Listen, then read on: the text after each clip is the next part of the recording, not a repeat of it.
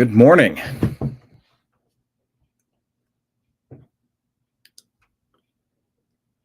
Broadcasting to you live from the Orion spiral arm of the Milky Way galaxy, the solar system, planet Earth, North America, the United States of America, in the backyard of the Kentucky Derby. My name's Brian Engelman. Today is Saturday, May 3rd, 2025, and this is the TNAM AM Show here on the New American Media. We exist because the old American media has been lying to you nonstop about all of the important things. Okay, maybe not about everything, because when there's a hurricane, they have to report that, but maybe they don't report what could be behind it. For example, I'll stop singing. I've never tried to sing an intro before.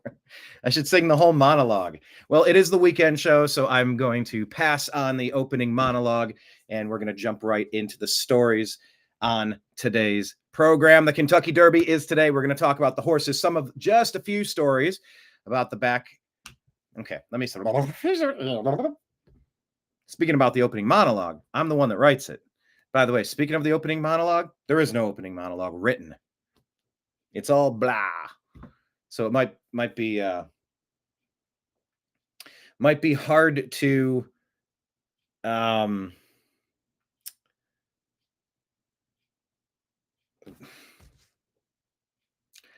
can't rewrite it. It's not like I'm writing things incorrectly.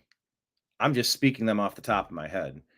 And so it might be hard to believe that when I do stand-up comedy, it's terrifying. I almost never have it memorized. I'll write it down on note cards. The last two times I've done it without note cards, and it's just for 4 minutes. I do 4-hour shows with ease, but trying to deliver a 4-minute performance, it's repetition. It's like anything. If you want your bicep to look bicepy, not Giuseppe, bicepy, you got to exercise it. So it really is just as simple as that. But I will tell you about some of the Kentucky Derby horse backstories. I think that's what I was trying to say. That was a long, circuitous route to get you back to the whole sentence that I was trying to deliver in the first place. But we will scroll through some Kentucky Derby stuff. And curious if you're going to download the Twin Spires app or make a couple wagers today. I don't know. Look, I think a lot of things in moderation can be just fine. Just fine. I think there's people that can play fantasy football for $50 a year or $100 a year and not become degenerate gamblers. I think there's people that could have a glass of wine or a beer from time to time or a martini and their whole lives don't spiral down the drain. I think there is something that can be said for moderation. It's not for everyone. Being a bartender, I've seen it. But today is a great day if you possess the self-control necessary to toss $20 on a horse. Maybe you put it on the horse named journalism. You know I have to make that wager. You know I have to. I simply must. I would never encourage you to take any of my financial advice. Let this be a future reminder for anybody foolish enough to misinterpret anytime I'm positive about something as an investment idea. Just use your brain. You're in charge of you, not me. Don't ever listen to my advice. I mean, I'll give you my opinions. That's what I'm here for. I'm an opinion guy. Hold on. I'm starting to get into a monologue. And I'm not going to do that today. There's too much to talk about and there's too much else going on. So we can't make this a marathon show. But I digress. Thank you all for finding us here. We're going to talk about the rest of the stuff in the news. Please hit like, please hit subscribe, however you are watching.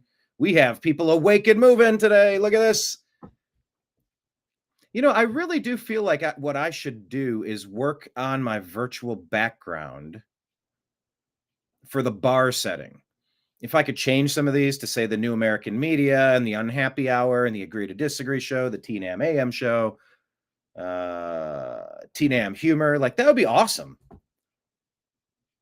But I will switch it because I can't tell you how many bars I've opened in how many cities.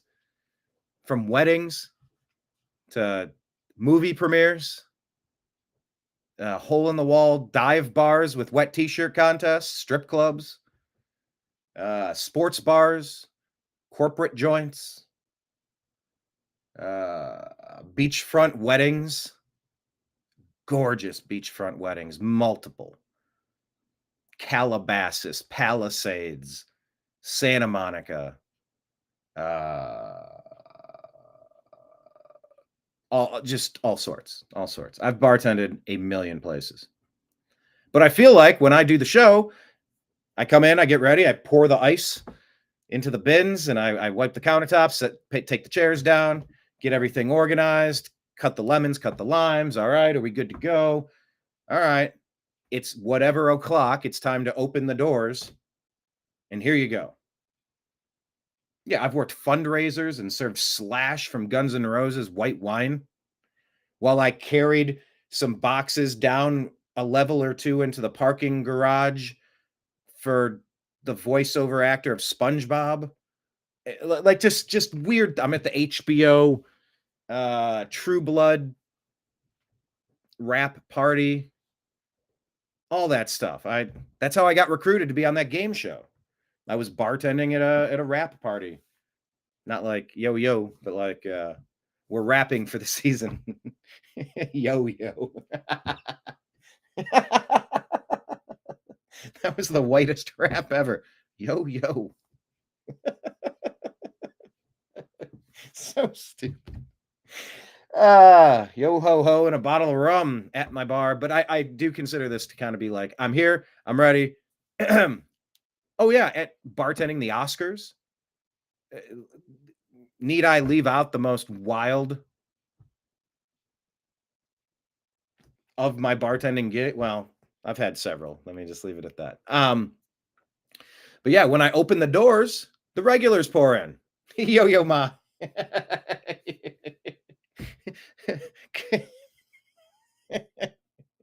Kramer says that. Who is Yo Ma? Which is such a great answer on a Jeopardy question.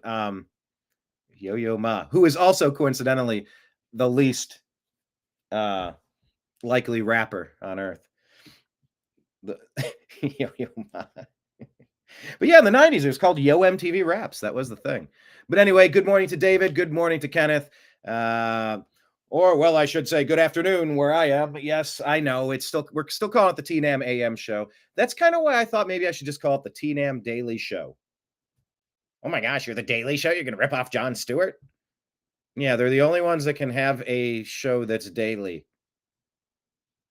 But ours would be the TNAM Daily Show. But I do like how TNAM AM. Anyway, I will promise you this. I've been planning today's show through the morning. So it sort of applies. So let's jump into the news here on the New American Media. There we go.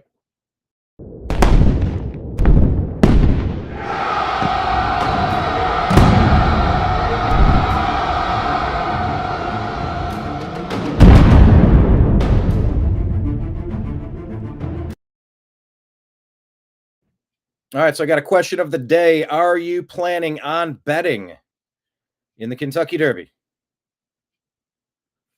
I'm going to ask the groups, who are you picking to win the Kentucky Derby today? Join the live show. And we'll send that out to about 5 or 6 groups on Facebook. Hit like, hit subscribe, however you are watching. The places you need to follow us are on Instagram, Facebook, Truth Social, Rumble, Odyssey, Twitch, Kick, DLive, and YouTube. Search the New American Media and subscribe to the channel. We're on X at American_media_, and sub to our podcast. It's under the Agree to Disagree Show, as well as the Unhappy Hour Sports Show. Definitely do that one, the Unhappy Hour Sports Show. That is where we put our sports content. So that's on Spotify and Apple. Link up with us there. And if anyone wants to throw something in the tip jar, Patreon, we are at the New American Media.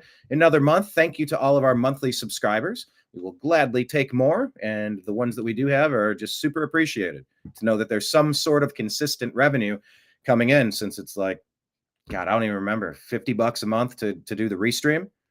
Like the thing that I use to distribute this show every day That's like a monthly cost. So every one of you, $5 a month, 15, like whatever number you're at, it's crucial. It's one thing to not make a lot of money at what you love and you do it as a hobby. It's another when it's costing you money. So everybody that contributes and throws something into the tip jar, I appreciate it. All the links are at the bottom here. We're on Venmo at Brian Engelman, Cash App Brian Engelman, and PayPal at Fuzz Installment. So let's get into the program here and talk about the Kentucky Derby. It's the greatest day on earth. Bob Baffert is back after a 3-year ban. I met him a couple years ago. If you look around, you'll see my picture with him. That was wild. We met him, and then like the next day he was banned. Japanese Derby contenders have been making a push. So there's a backstory there. Admire, Daytona, and Luxor Cafe are 2 Japanese contenders this year. There's old guys, old trainers is what's going on. There you go. So here's some of the people they're liking. Journalism, they're the favorite, who checks all the boxes in terms of pedigree, speed, and distance. But of course, the best horse in the Derby doesn't always win.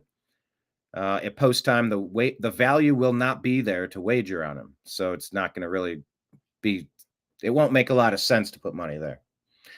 Burnham Square, kind of popular. Bob Baffert is returning with 2 horses, Citizen Bull and Rodriguez. Am I reading this right? Yeah, I guess it's just called, the horse is called Rodriguez. Final Gambit, a long shot. Chunk of Gold, Rags to Riches. 2 horses are expected to scratch. Grande and American Promise. Oh. And then they're saying Beza could enter the race. He's the half-brother to both Mage and Dornoch. The reigning champion jockey will ride Beza if he gets in, creating a lot of buzz. Oh, maybe that's a good bet then. Beza, B-A-E-Z, Baeza, number 21. So let's look at the chart, shall we? We'll tear through it. Let me actually say hello to the regulars. Sorry, I've been busy working. I haven't had a time, and this really is just like a bar. Sorry, I've been busy working. I haven't had a chance to talk to you guys yet. How are you? Welcome. Good morning. What do you have? I'm having a coffee. I need to get some TNAM mugs. Hey, there's a question, David, Kenneth, other people. If I made a batch of TNAM mugs, I wonder if anybody would want our mugs. I made some prototypes. I did move one of them actually. My buddy Mike, who I worked in a restaurant with many, many years ago, he ordered one of the mugs. I remember that. But yeah, I made the prototypes, but I didn't really, the color design wasn't coming out how I was envisioning it, but I never finished the project. Anyway, let's take a look here. You've been waiting to AOC this? Well, here you go. Now you can AOC this, Kenneth. Let's see. Monologue is a tree kissing ailment. What? We actually have replanted a bunch of trees. Do any of you have the ability to plant trees where you live, or to take very small trees when you find them, put them into pots, grow them, and then when they get to be large enough, you put them into somewhere permanent where they can really expand? That's exciting. I love planting trees that way. I've planted Chinese elm, a bunch of Chinese elm that are twice my size now, and they started from little sprouts. Or they started fairly small, and you put them in a pot, grow them to a bigger pot, put them in a significant pot, and they have a year where they just kind of go, and they're like, I'm in. There's a couple places where I've been transplanting these trees, and it's super fun, super exciting. So yeah, a tree kissing ailment. So yeah, Robin McBride. Hey, we got an old favorite.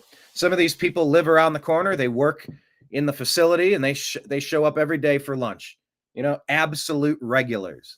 It's like part of the daily routine. They sit down, they hang out, they grab their bite to eat, have a beverage or two, watch the game, and all their friends show up. That's what the corner bar is supposed to be, the pub, the public house. It's where the public meets. It's not just about slamming shots and having super stupidly loud music. I'm fine with volume, don't get me wrong, but it's nice to be able to have a bit of a conversation with the people around you. Man, this is our public house. Robin. Some people don't live next door, but they pass through a couple times a month. There's Robin. Let's see. She's listening live today while working on the draft proposals for your humanitarian project. Oh, plural projects. Robin, please drop in the comments to the best of your ability without, naming names or whatever, the project. Who are you? Okay. 30 questions piled up at once and they all tried. And they're off. Coming out the first corner, you have Brian's first idea. Brian was going to ask, who are you working on those projects for? Is that a personal project or something for work? And behind him, coming up on second, what are these projects? What types of things is it that you're working on? In the 3 position, Brian was also going to ask, how long do these proposal projects that you're drafting take? Okay, I'm not going to do this for 21 horses, but you get my point. All of these ideas tried to run out of the gates at the same time, and they stumbled over their feet. David saying, no betting for me. I only do calculated gambling. Crypto. Hey, all right. Yeah. Fair enough. No betting. All right. All sports are fixed. I'd rather just watch. Hey, man. Maybe. I know. But there's a part of my heart that is going to choose to believe, whether that's ridiculously, erroneously, I know when money gets involved, things get this way. I fully understand. But I've also participated in sporting events that I've been able to achieve a victory without any subterfuge, without any funny business. Now, of course, my level of sports competition did not rise to the level of something so universally paid attention to and gambled upon as the Kentucky Derby or the World Series or the Super Bowl. You get my point. And yeah, there have been plenty of high profile cases of referees, players, whether it's Shoeless Joe Jackson or some of the current stuff going on with the point shaving. I know, maybe it's all fixed. You can just and by the way, it's not to shame you. That's cool. Like, gambling ain't for everyone. I've always been smart enough to stay out of it. I think you make a good point, though. Your calculated gambling, we all do that. Are we going to put into an individualized retirement fund? Yeah, I'd like to put. I got a couple of bucks. I'm going to put them into the IRA. The Irish Republican Army? You're a Nazi or a terrorist or something. No, an individual retirement account. And the Roth IRA, you can defer your interest.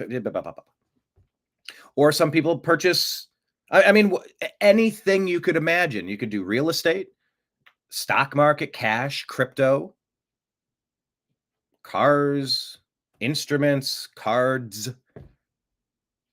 friggin' anything, really. A lot of crypto investors. But I think there's something important about some tangible stuff too.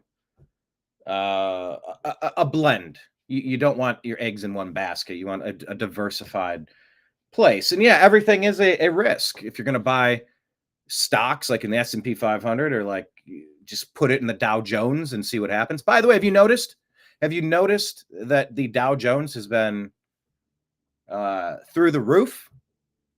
Shocking. Do not sell on the freak out. I might have had a case earlier in my career, in my life, where I sold on a freak out. But to be fair, that the gains from that were used to pay off a previous purchase that was sitting on a monthly interest collection basis. So all of those interest penalties were removed because that money paid the whole thing off instead of extending it for a period of years over month by month basis. So even though there were also gains in the stock market, there was also all those monthly gains of no longer paying, throwing that money into the trash or putting it in the toilet and flushing it. That's what interest charges are. Flushing money into the toilet, where all the dirt creatures live, where all the demons live. But yeah, everything you do, selling, buying, everything is a risk. But it just feels different if you. Some people go to their local bar and there's a machine in the corner and like there's a lot of legalized gambling. They'll just tap the thing. Like, I don't know. I just play the. It's like no. You've taken Vegas into your life and you are a really addicted gambler now. I see this happening across the country, and for better or for worse, moderation is important. And there goes my monologue, isn't it? Even when I try to go into the stories, I just feel like talking to the people that are at the bar. My bad. Let's keep going through the comments. This is why sometimes I buzz through the comments. Otherwise, I'll never tell you the stories. But this is the fun of the show. This is what I enjoy. If I'm just talking to myself without interaction, that is not as enjoyable. I don't think I would choose to do that. I don't. I listen to the things I'm thinking all day. I listen to them as I type them. I don't need to listen to me. I like playing tennis with somebody else. I don't like playing with a wall. I've never beaten a wall. Mitch Hedberg. No matter how good you become, you can never beat a wall. All right. So anyway, all right. Kenneth is just watching. All sports are fixed. I get it. Oh, now, Kenneth, I don't think AOC is in the running of this Kentucky Derby. Now, Kenneth, are you implying that she has equine? Is that what they call it? Equine? Equine features?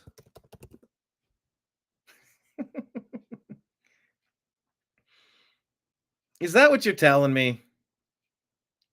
Kenneth. I just thought a little bit better of you. Was that wrong of me? You're saying AOC looks like a horse? Come on.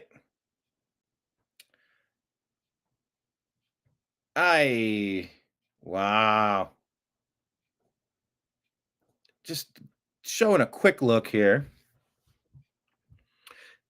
AOC seen partying in Florida. I mean, look, when you go side by side, there are some prominent features. The chompers on AOC. No, that's a silly one. Yeah, see, I'm scrolling. There's not a lot of people calling her equine. Oh, okay. I guess there is one right there. Now, I don't know. Would you? All right. I need to take a vote. I need to take a vote from everybody. Do you agree or disagree that? Okay. Here's the question.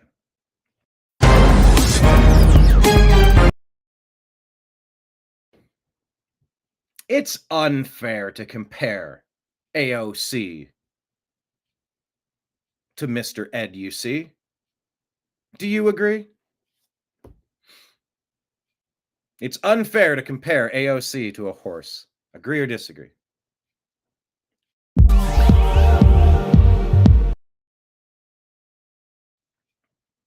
Kenneth, see what rabbit hole you took me on? I tells you. Kenneth is also saying he might watch the race in his jockey shorts. All right, a mug. Yes, you think that's a good idea. Where are the beer nuts? Hey, man.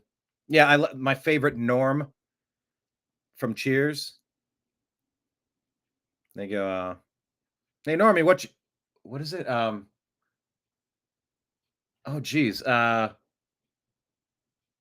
that's what it is. How's it going for you, Normie? He goes, women. Can't live with them. Pass the beer nuts. Something like that.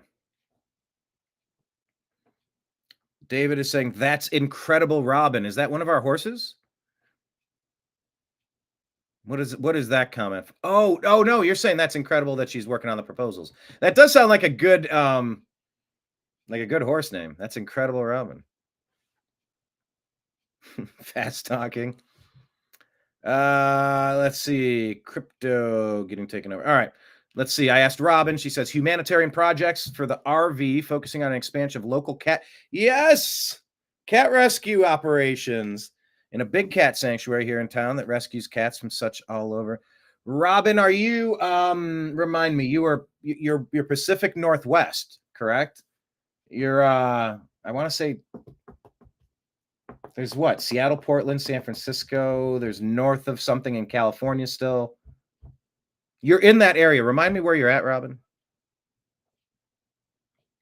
Hey, Bitcoin paid off. Yeah, Bitcoin paid off for a lot of people. Most of our regrets is that we just didn't get more of it. So yeah, is that something that people are investing in? I should probably get one of those as a sponsor, honestly. David just saying the whole system has to come down. Yes, we're going to talk about that. Absolutely. Wait, can it be? Next of Kentucky Derby. Indeed. Square Table Degenerates. Hello, Square Table Degenerates. Welcome back. I've seen you here before. Where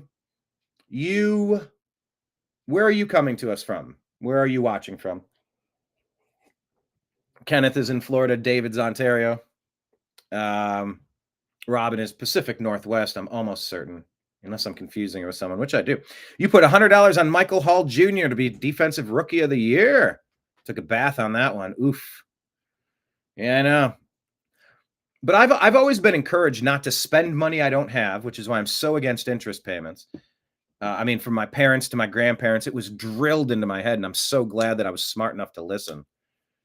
And also gambling. It always made sense to me. This phrase. It's not like they built Las Vegas because of all of the winners. And you go, oh, ooh, yeah. And once again, if you can't light it on fire in front of you, take a deep breath and go, bah, and then walk away, and then that's the last you think of it, then you shouldn't be gambling it. If it's something that you need and you've thrown it away, you flushed it down the toilet on a wager, no, that's when you know you have a problem. When you feel that feeling.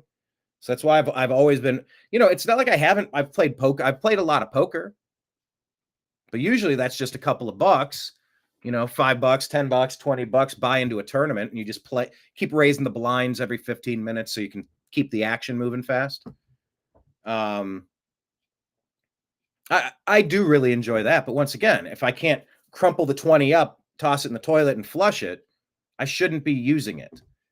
If that was $20,000 and that was more than I had to take out a loan to get that cash, man, you are dancing a dangerous game. And I did actually have a crypto buddy that was dancing that game, maxing out credit cards to go into crypto. And I'm going, my God. I remember we had a chat. I said, look, man, far be it from me to give you financial advice.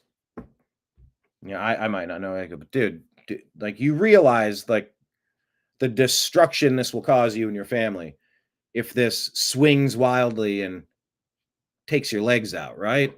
Like, there is a way we can still do this, but without leveraging 7 credit cards against each other at $10,000 maxes, $20,000, totaling a couple $100,000. Like, I get that you think this might be the next score. Do you realize that it might not be? And when it comes time to pay the piper, you get your mafiosa involved. Yeah. So I only like to fun gamble. I like fantasy football a little bit less than I used to. I'm consistently competitive now, but and I've won a couple in my lifetime. It's very hard to do. It's just there's a lot that has to break the right way for you with drafting and all sorts of stuff. But yeah. Welcome back, Square Table Degenerates. Where are you watching from? Please drop that in the comments. Yeah, sex is always better with another person. That's it. You jumped the gun there. That is exactly one of the comedy routines that I'm kind of working on about better with another person, because I said it about drumming. And so it's like drumming, obviously sex, but being better with another person. I like performing with musicians. I don't really just like sitting down and playing the drums by myself. It's not the same. I don't get the same energy out of it. And it's one of my favorite things. But there's a lot of comedic overlap with jerking off that, I could take that 30 different directions. It's a great premise to build out a good 4-minute set on. Yeah, if you haven't found our Instagram page, I haven't started uploading content yet, but I intend to.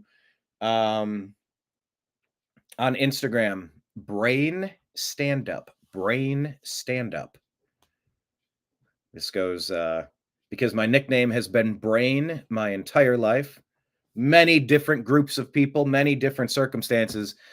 I am known as Brain, and I'm just endorsing it. And one of the sets that I do involves me explaining why I'm called Brain. So it's Brain Stand Up on Instagram, and I'm gonna start posting comedy sets, or at least comedy jokes. I haven't decided yet. I've been nervous to do it though. This is like I've been in a garage band practicing for 3 months. And let's face it, when I say practicing, I mean once a week for 4 minutes. I've written some jokes and I've told some jokes, and I don't know. At what point are you a product that you release? I would say any bit is as good as any other bit. Any joke is as good as any other joke in a vacuum, in full context. And I think I'm just going to release it. If I'm doing this, I have to be ready to do it. I guess I was just probably terrified. I have no problem doing 4-hour shows, but 4 minutes condensed everything,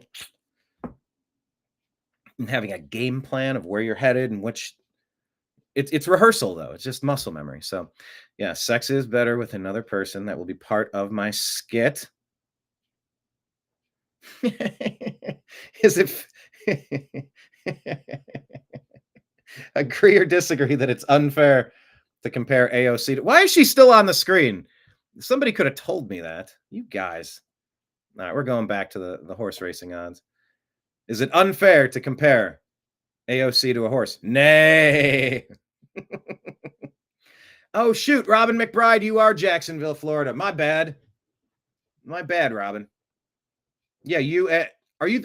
Robin, you go hiking, right? I'm trying to remember this because, yeah, and you've gone in Georgia, like your Florida, Georgia line stuff, and you're somewhat near Kenneth. All right. I don't know who I was confusing you with, but I couldn't remember a city and like it wasn't connecting. I'm like, I don't think I'm thinking of the right. Jacksonville, Florida. Robin, I'm sorry I keep forgetting your favorite drink. I'll try to remember next time. And quiz me on it, please. Florida, me too, yes. All right, Robin answering the question. I'm a huge procrastinator. Figure with all the chatter about RV being close, better put some words on paper. I don't want to leave any money on the table. And when you say RV, of course, you're referring to the revaluation. Is that it? Kenneth is also waiting for the dinar to be served. What is the yeah, I know, Mike. I do a show. Where is it at? I do a show with Mike Barra called Strictly Football. Right there on the screen. And he's been saying, yeah, maybe consider pulling a couple of U.S. Federal Reserve notes over and getting some dinar and getting rich, because it's happening. I've heard stuff like that since, if not since Desert Storm, since 2001, since the Twin Towers and going back into Iraq. So I don't know. And I've been hearing it lately again, is to get stuff for revaluation of the currency. So yeah, I don't know. We're still waiting to get into the vault at Fort Knox as well. So, all right, let's continue here. Here's the 2025 Kentucky Derby field. I'm not going to go into the weeds too much. Bob Baffert. His horse is Citizen Bull. Yeah, I would consider that one. Odds are 20-1. Neo Equos, Final Gambit, American Promise, Admire Daytona, Luxor Cafe, Journalism, Burnham Square, Flying Mohawk, East Avenue, Publisher. Oh, Publisher's just chilling out there. You got a publisher of journalism. All right. Tis-tastic, Render Judgment, Coal Battle, Sandman, Sovereignty. Ooh, Sovereignty. There's a good name. Chunk of Gold, Owen Almighty, and Beza. All right. So how about that? Pretty cool stuff. That's going to be happening today. I think I had some stuff on X. Let me go backward here. Oh, Kenneth. No, why am I looking at a picture of AOC and a horse? That's probably pretty unfair. I think if people are agreeing to disagree, it's probably unfair to, now here it is again. Comparing Mr. Ed to Special Ed. Seems a little unfair.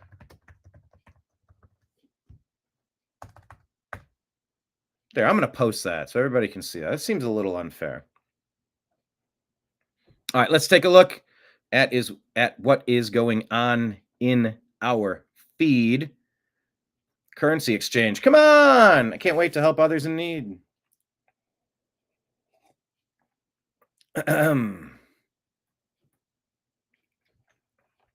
Okay, let's get into... Now why did I tweet that? Now people can look at that. You know... All right, let's take a look at this horse. Country music legend Toby Keith's Dream is going to be included in this year's running of the Kentucky Derby. Well, wait, hold on. Wait. Why is it not playing? Okay, hold on. This is supposed to be sharing. Hold on. Where did that go?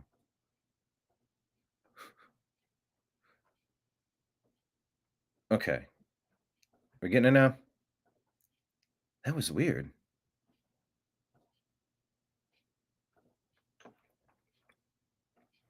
Okay, here we are. Have y'all heard about the horse called Render Judgment?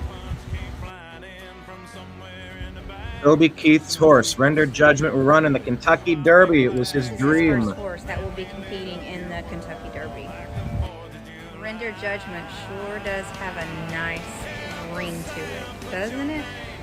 Even though I heard the odds was not in his favor to win this race. All right, I'm going to stop it because there's music playing in the background. And they're going to be like, oh, we're not going to be able to distribute your video because Toby Keith music was playing in the background of a story about Toby Keith because Toby Keith was in the news because Toby Keith's horse was racing in the Kentucky Derby. So we can't share your video in other countries because we actually don't like you. And we're just going to use it as an excuse to limit your reach. So I got to stop that right there. So there you go. 30-1 odds. Render Judgment. Where's that list right there? Render. Yeah, 30-1 odds. Right here on the list. I don't know. That's maybe an interesting horse to bet on with the story. You know, everybody loves a good story. And so riddle me this. If you believe that everything's rigged by the bettors, by the gamblers behind the scenes, and they have the ability to do so, and that they can pull it off without their other people getting involved and calling them out for it.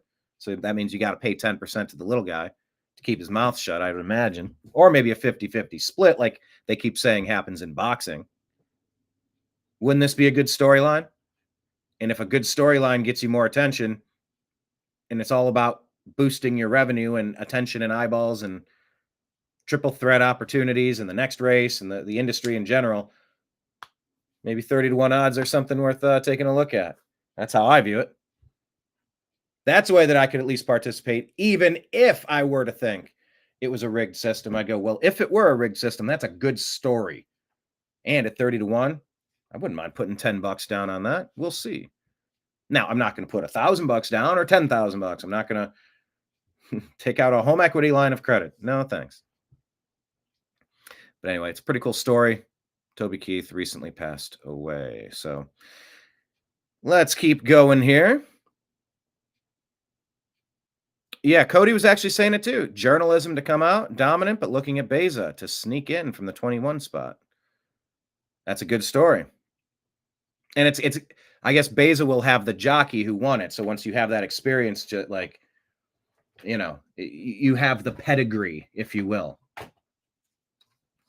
You know, you got it in you. You've already proven it. And that's such an important part to the Kentucky Derby. All right. There you go. The Kentucky Derby saddle towels are all laid out. Who are you going with? Oh, by the way, to everybody out there watching, because we are broadcasting on the Unhappy Hour Sports Show today. If you're watching on Facebook, press the thumbs up button and the hearts button. Thank you. Remember, we're on X at American_media_.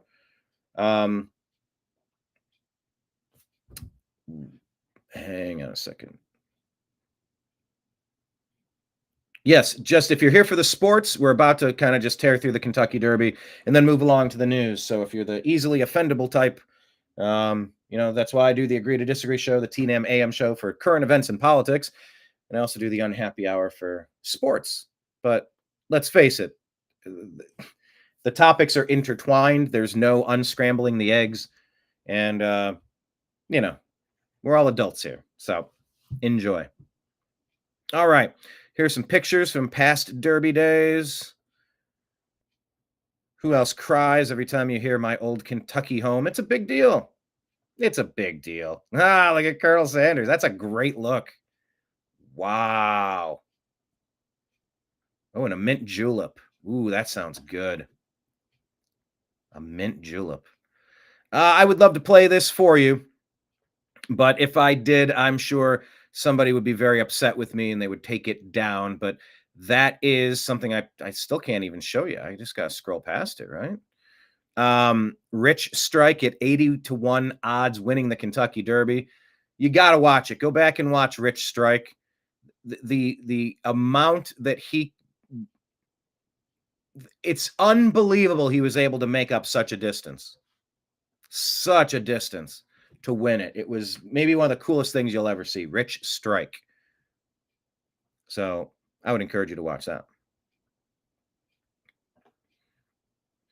I know that is the joke I was going to say. It's unfair to the horse, but that's even a little mean. Take the horse any day. The horse and AOC and a bridle. What's a mint Mustang? Are you just making shit up? Xavier Leggett getting a horse to smile for camera. Anything till the Oaks. He's smiling for you. You got to smile. I remember when Baker Mayfield for the Cleveland Browns said, "Gentlemen, start your horses," or whatever they say. That was pretty cool. And I know they don't say "Gentlemen, start your horses," but what a hilarious phrase that is. I've always been a big fan of that phrase. In fact, that is something I could build out as a premise. But I've said it for a long time. I'm going to jot it down. Man, this pen blows. Gentlemen, start your horses. There we go. All right. So it's going to be super rainy today. Be advised. So here's something that you're hearing. Every single horse who's racing in today's Kentucky Derby is a descendant of Secretariat. His times in all three of the Triple Crown races have never been beat. He is simply the greatest horse ever in racing history. Here, let me hear just a little bit of the background of the Toby Keith story here from Fox News. The late Toby Keith will be a part of this year's race.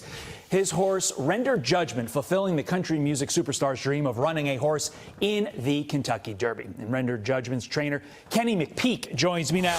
I love so much about this story, but I love this part probably the most. To be clear, you originally did not recommend this horse for the Derby. How did the owners change your mind? Well, it's a point system, so you have to get certain. All right. Well, I'm not going to go into the point system, but there you go. Cool backstory. At age 31, Silver Charm, who's living at Old Friends Farm, is the oldest living Kentucky Derby winner, having taken the 1997 edition of the run for the Roses. He's also the last surviving Derby winner of the 20th century and the oldest living winner of any Triple Crown race. There you go. 31 years old, oldest Triple Crown winning horse. James Hetfield over with the horses. That mean, does this mean he's at the Derby? I mean, he's got the horses here. I don't know. James Hetfield, one of the best musicians of rock and roll history. Probably underappreciated. Definitely underappreciated. Someone like that. I mean, maybe he's appropriately appreciated. I don't know. It feels underappreciated. All right, Kenneth, what's a mint Mustang? I simply must know. Oh, where's the screen? There we go. Yeah. His bloodline, the bloodline of Secretariat, more than 50 years after his record-breaking performance in 1973, every horse in the 2025 Run for the Roses has Secretariat in his pedigree. You know, that's kind of what they say about the New World Order, isn't it? Isn't that what they say? It's all about bloodlines. Hey, let's go deep here, huh? Let's make that connection, shall we? You hear about Anunnaki blood, Christ's bloodline. I mean, you want to talk about the Rothschilds, you want to talk about lizard people, you want to talk about get into the whole bloodline of each religion or region or principality and how that works its way through into politics of today, the wars of today, the power and control systems that squeeze a little bit out of everything that happens. There's bloodline conversations that could be had. The Bush bloodline. I was scrolling through something. They said Obama was related to Bush. I've seen those things where some people, and I'm not saying that to be, that I know that. I've seen these images put together and people saying that all of the U.S. presidents have a certain bloodline, secret societies, all of that stuff. So it's interesting. It's interesting to think that Secretariat. So what is the beginning of humanity? Is it God? Is it Adam and Eve? Is it Set? Is it Anunnaki? Because there is no missing link, because it was created from an extraterrestrial entity that took the DNA of the thing that was here and found some sort of hybrid so that creatures here called Homo sapiens are smart enough to work the machines, but dumb enough so that they don't start asking questions and letting us profit off of their slavery. Bloodlines are super interesting. It can also get really dark.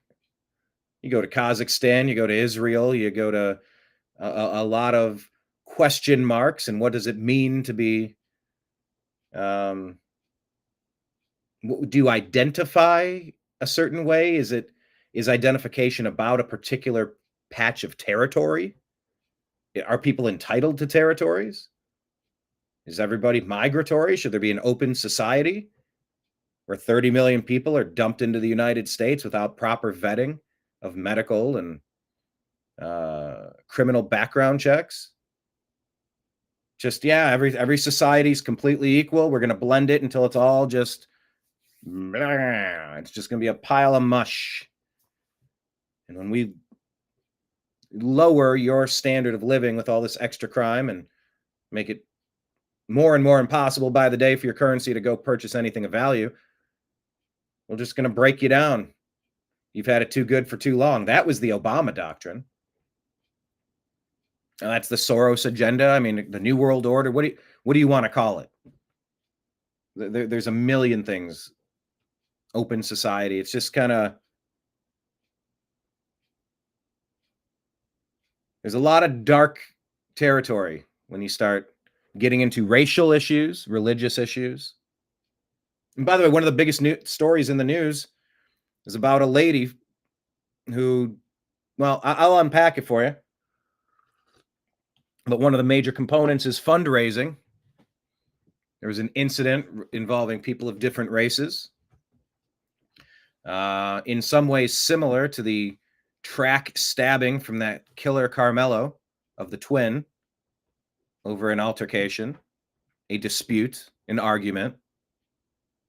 And this case, a lady, I believe the story is she says that the kid stole from her, so she called the kid a bad name. And then there were people that filmed her and then doxed her and threatened her life, so she started fundraising to get out and get somewhere safe. And they've already raised like $500,000. And there's other people claiming that the ones videographing are child abusers, and I don't know if that's verified. But as I'm unpacking the story, I'll tell you truthfully, I haven't put a ton of energy into it. I'll just show you what some people are saying about it. But when you talk about bloodlines, and you talk about cultures clashing, and you talk about there's a lot of topics that get very interesting. But at least for today, think about the bloodline question. Think about the bloodline conversation. At least in regards to the horses today, Secretariat, they are all together. Has Waltz known Secretariat? David says, I heard you can't be president unless you have blue blood. Yeah, I mean, you've heard about reptilian timelines and the Queen and the Pope and go down Catholicism in general. Start looking under the rocks. You'll see some really interesting stuff under the rocks. And it's just, I saw that a state is now teaching in their curriculum that the 2020 election was not trustworthy. We'll just leave it at that. And it's like, well, who tells history? The person who's in power, right? It's the golden rule. He who has the gold writes the books. And so, I mean, how much of history do we even know to be true? That's a tough question to ask. The founding of America? What was really going on? War of 1812? Jekyll Island, the Federal Reserve, the ADL? Jekyll Island, like the income tax all happening at that time? Taking out Kennedy? Telling the truth. Who knows what really happened? The Civil War? Who's really telling the story of anything?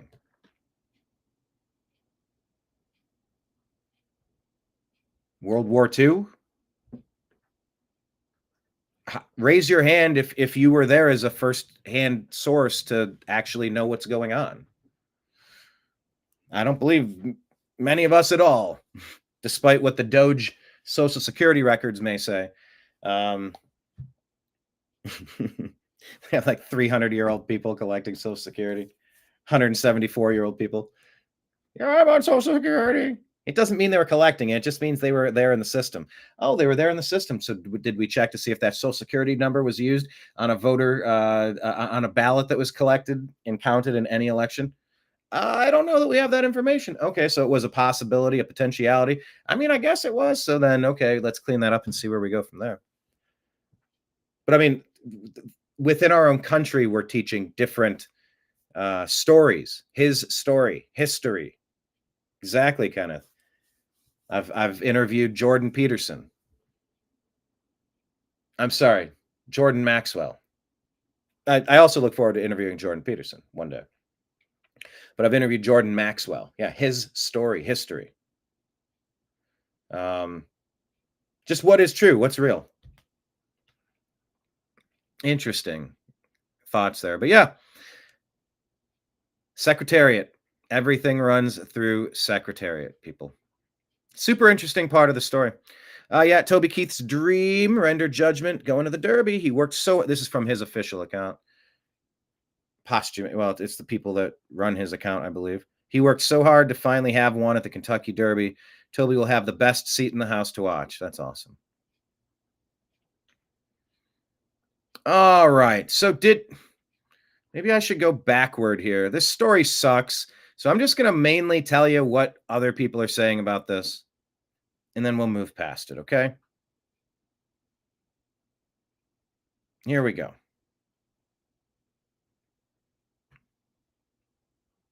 Yep, there we go. So there's a story that's happening. I don't know if I have the video. I don't even want to play the video. But this woman says, well, how do I tell you the story? All right, like I said, I'm just going to tell you what other people are telling you. Mix this around a little bit so you can see it. So this is Carmelo, who stabbed the guy at the track meet. This is a lady named Shiloh, who is trying to raise money now to protect her family. And this Give, Send, Go account is to help Carmelo, an official fund, after he's been arrested for killing that man. She's asking for help to protect her family because she was doxxed because she had an incident at the park. No, she did not stab the person she had an altercation with. Let's be clear. So the story is not that. But then her video was shared and she was doxxed and her family is at risk right now. Credible death threats occurring. So I'm just going to read you some takes and go through as much of this as I can and then move on to the next. But this guy, Francesco here, and all of these stories, I would ask if you agree or disagree with their takes. Just because I'm reading them doesn't mean that I endorse them or agree with them. It's just some interesting takes. And even for us, let me point out, right here, we're asking, do you agree or disagree with this take? Because there's going to be very few takes on this story that are comfortable. But there are. We know better. We all know better. This Francesco guy says, this isn't racism. It's a public reckoning for Carmelo Anthony getting paid $500,000 after offing a white child while no one flinched. Shiloh is raising money because a slur was used. It's just a mirror. And what it reflects is a society that rewards certain narratives, buries others, and calls that justice. So that's his take. She used a word. He took a life. And they're being compared. So, we ask if you agree or disagree with that take. Here's another take. Jeremy Carl, and just because I'm reading these, once again, I don't even know who these people are. I'm not endorsing them, but they're interesting takes, and they're helping illuminate what people are talking about. So you tell me where you land on this. If, like, in a one-sentence reply, how do you, do these two stories even need to be compared? And if so, what does it tell us? So I guess Jeremy is saying there's a double standard from Give, Send, Go co-founder Jacob Wells on rude comments made by the donors to the Shiloh Hendricks fundraiser versus the way rude comments were handled on the Carmelo Anthony fundraiser that are pretty glaring. So it's a conversation of who can raise money on Give, Send, Go, what type of comments are allowed. So, just imagine the types of comments. Oh, yeah. So they're saying D to the white man. So they're giving money, and these comments are being allowed. I don't know if there's any more examples, but they're saying this is what was happening. You were allowing this type of stuff on your website. So that's happening. Eric Daughtry says Shiloh Hendricks, the woman who was on video calling an alleged child thief, as a little kid, the N-word, has now raised more than Carmelo Anthony on Give, Send, Go. And that's $525,000. Hendricks has seen a flux of donations and support, many donors saying they are fed up with white guilt. Her campaign has also lasted only a couple of days. Anthony's has been up for weeks. He is facing an M charge for the K-ing of Austin Metcalf. This is so stupid that I'm not supposed, they type out words so they don't get caught up by the algorithms. I think context is so important. And I think over censorship is really bad. That's something we have to sort out. Anyway, so that's Eric Daughtry reporting. Vagrant of Rhodes says there will be a vicious campaign of abuse and pain waged against Shiloh and her family, all over a word. And let me mention something about that point right there. I've long pondered what would it be like if we just retired that word? If it's a word that is deeply painful, as I've been told two things. One, I couldn't possibly understand the meaning of it. And two, I must absolutely understand your version of the meaning of that. So if that word is something that is so abhorrent, it shouldn't be spoken. I wonder what that would look like if we could actually implement that. I'm very uncomfortable around the word. I don't like hearing it anywhere. I don't enjoy it in music. I don't enjoy it when it's casually thrown around as a replacement for the word dude. What's up, dude? My dude. All the dudes around here, all the dudes in the club. It's the new song, and I don't want to hear the word dude. Just replace the word dude with the N-word that's in how many hit songs? Play me a Snoop song. Play me a Dre track. Play go through decades of music since Yo-Yo MTV Raps. That's a callback to earlier in the show.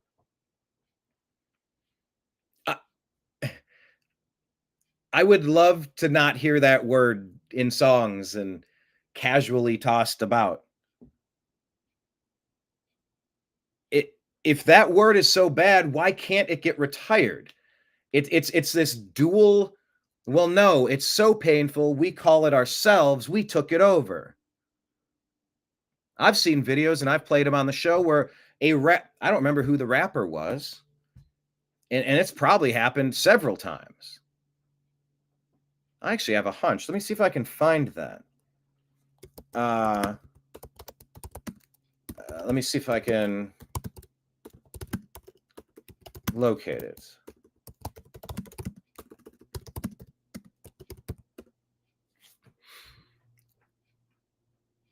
To the point where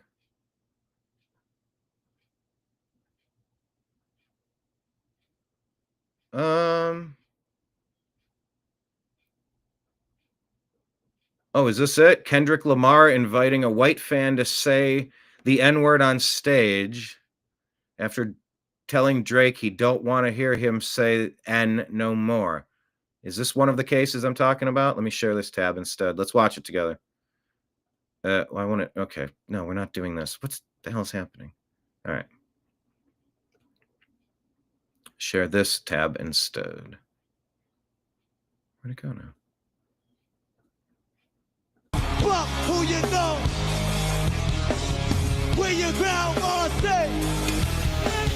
This ass skinny up. And Paru's and Grip. I got along. They probably got me down by the end of the song. Okay, I don't need to get a copyright flag in there. No, but I've seen it before where, and I guess there's a lot of these altercations. You said a word, I want to punch you now. You said a word, I'm going to punch you now. There's a lot of this. You know, I don't want to just kind of keep going through this.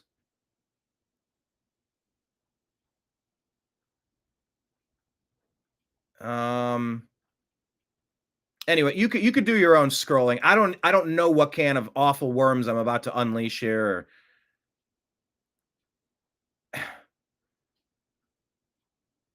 But I've seen a video before, and I'm just going to switch. I don't know. There could be some really awful videos there, and I don't like seeing all the violence. Like that video that was still playing was guy gets hit with skateboard for saying a word. And I'm like, I don't want to see that. I'm not going to show that. So I don't have an exact one together, but I've seen it where like a white fan was brought on stage at a rap concert, and we played it on the show. I feel like it was years ago. And there's debate online, and professional outrage artists will get this conversation going in colleges that you can't sing a word if you don't look a certain way. There's a lot of that. And the fans brought on stage, and when they say it, then they're shamed and in front of everyone and trying to say, you can't sing my song. And I know you bought my album and you came to my concert and paid for tickets, and you bought a t-shirt and you paid for parking in the 360 deal. All that stuff matters. And you bought something else at the concession stand, but you can't sing my song. Only I can sing my song, and only certain people can sing this song. And how to and turn it into like a big setup, really, like a really big setup. And there's conversation about it. My main thought is I feel like it might be great to retire a word if it's such a bad word. And if it's not, if it's just a replacement for the word dude, then it's just a replacement for the word dude, and now it doesn't mean anything. Or it's the worst word in the world. Okay. Has anyone ever been in an argument with a significant other? I'm sorry, let me rephrase that. Has anyone ever heard of a situation where someone else could be in a situation with their significant other, and in the heat of the argument, someone tries to say the worst thing they can think of to the other person to really get under their skin and win? Or something you've been holding on to for a while and you've just never said it before, and so you're just going to say it now. It's a word. I don't know. What do you get to do? Do you get to hurt that person? Do you get to stab that person over a word, over something very hurtful? Like what are we doing? What is the point? What are we going after? What's the resolution? I don't want to hear it. It makes me uncomfortable as shit when it's in, even just listening to songs, and I'm like, yeah, I was enjoying that song until we kind of went there. Also, at the end of the day, I don't know. We're working our way through this. I don't love this story at all. But, I mean, do these two stories deserve to be compared? This post says, come outside, Shiloh Hendricks. And this is like the vicious campaign of abuse and pain at this person over a word. That's where was kind of going at with that conversation point. Meanwhile, Carmelo kills someone and gets a fancy car, fancy house, new clothes, jewelry, and is made into a national victim of racism. How is any of this okay? This person says, Give, Send, Go shouldn't have shut down the comments on Shiloh's fundraising campaign. Shutting this down when they didn't shut down the insane anti-white comments on Carmelo's fundraiser is hypocritical. And they're saying that it's hilarious that the top donations spelled out the N-word. And so, like, in the comments, it's just I-G, and they spell it out. This is a pretty interesting take here from your boy, Pat. How do you feel about this one? This says, Carmelo Anthony offed Austin Metcalf in cold blood and got $500,000. Deshaun Leith committed Here, Nimbus, you can't walk over the keyboard, buddy. All right, you can stay here. Deshaun Leith committed S by cop and got $14,000. Brianna Rivers punched a pro-life woman in the face because she got in her feelings and got $9,000. And now this racist white lady called a 5-year-old kid the N-bomb and got $150,000. Update, that's $550. Actually, I wonder what the latest I wonder what it's up to. Guess that's part of the story.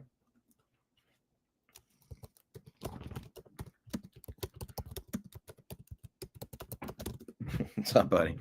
Shiloh latest fundraising. What is the latest?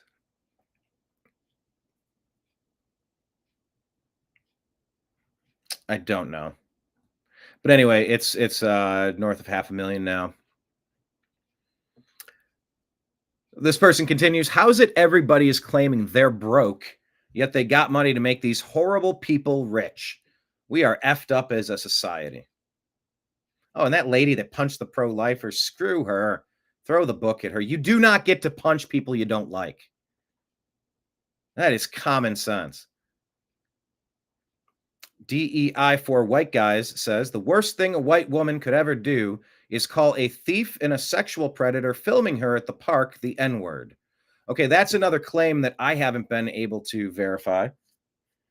One of the claims is that the people filming and participating in the ratcheting up of tensions and instigation and death threats that's occurring now are coming from sexual predators who were filming her at the park. I've seen side-by-sides. I don't know if that's accurate or not. That's at least an accusation in the early stage. And so I instantly never believe that to be accurate until I see it widely reported, cross-checked, and confirmed. And I think as a savvy consumer of information, that's a good path to follow when you consume stories as well. So they say the worst thing a white woman could ever do is call a thief and a sexual predator filming her at the park the N-word. The worst thing you could ever do as a white person is donate to help her deal with being doxxed and harassed and threatened. So they put, oh, actually, this will give me the update. The current amount here is where did that go? It's $1 million goal. I mean, she's got to get a new life now, like in this universe. Or you think that you should be able to get assassinated for saying a word. Like, I guess the battle lines are being drawn. If you don't like Trump, you get to explode him in Butler, Pennsylvania, or not. I mean, that's the question we're having as a society. Anyway, she's at 545,000, more than halfway toward the goal. Where is the page I was just on? Let's go back to the story there.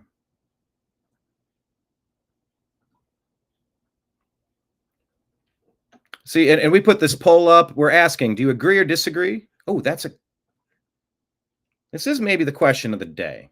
I would say this is probably a good question of the day.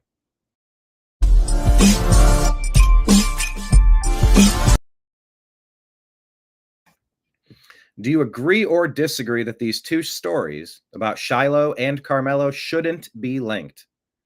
These two stories should not be linked. So you can either agree because they are separate stories or disagree because contrast matters. Contrast matters.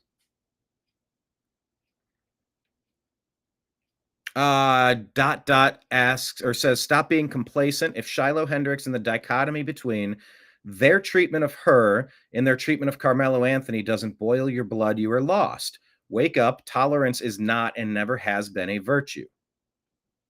The allegation is that she had stuff stolen from her. And this is spotted on a freeway overpass now. Carmelo Anthony is a murderer. I mean, that's just, I mean, yes, he did take the life of somebody else. That's not disputed by anybody. I guess murderer is a legal term we're waiting to find out. And they're calling for justice for Austin Metcalf because white lives matter. You know, this is what America went through for years, being fueled by all sorts of places. USAID, I'm sure. The Democrat Party, I'm sure. The Obama doctrine has been pushing the divisive rhetoric every chance they get.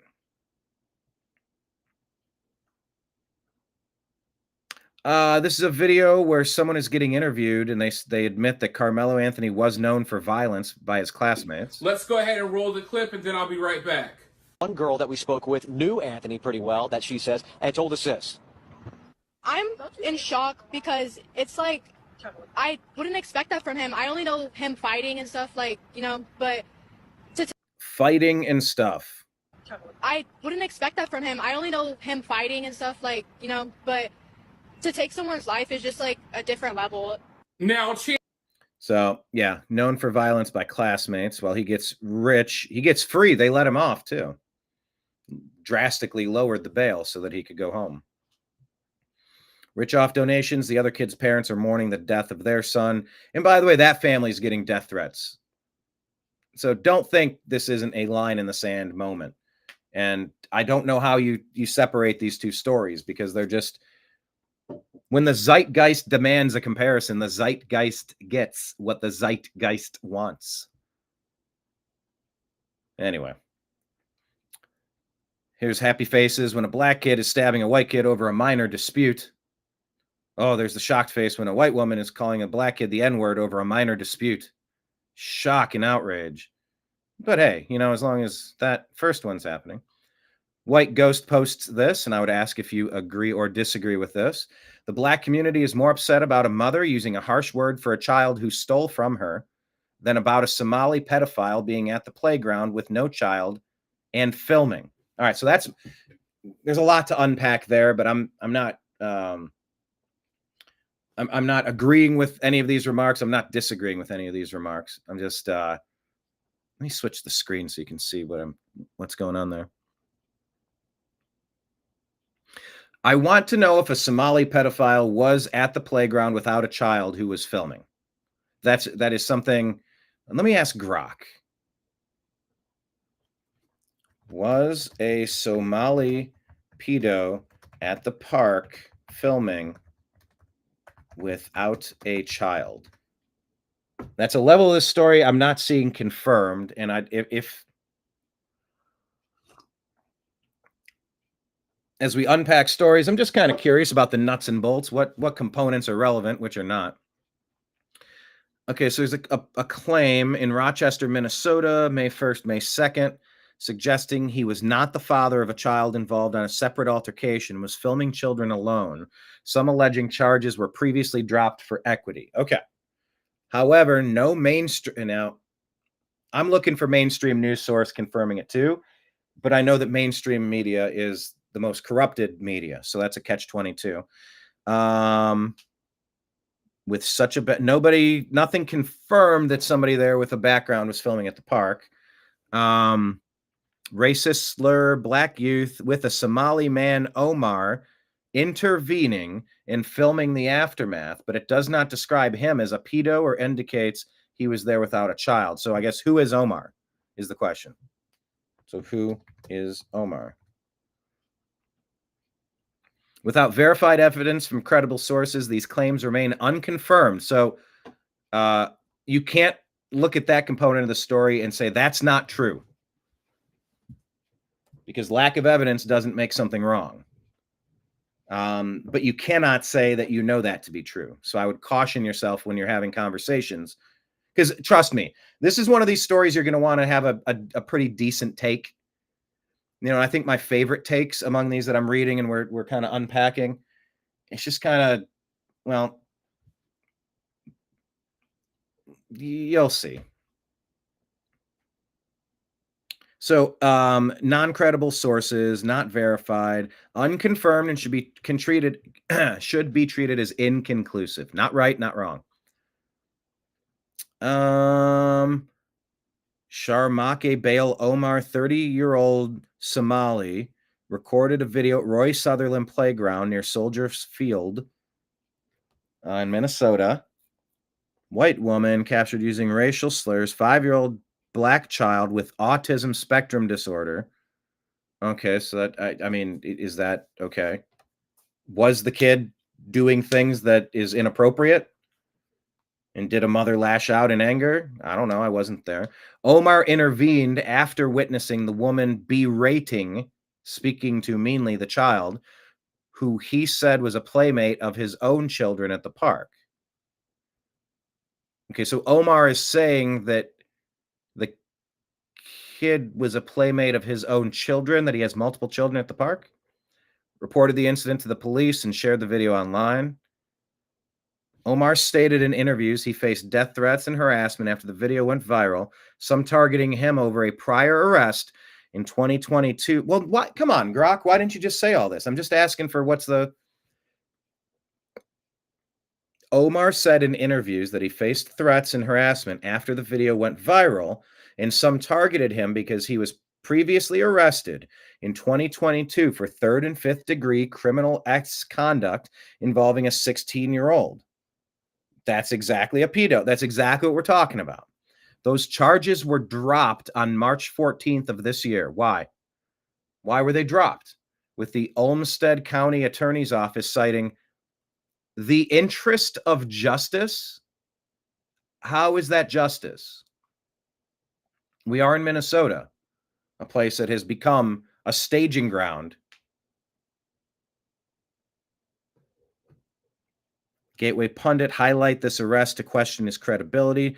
No convictions resulted. Why was it dropped, though? Was this a Soros-appointed district attorney? Why are you erring on the side of child abusers instead of the general public?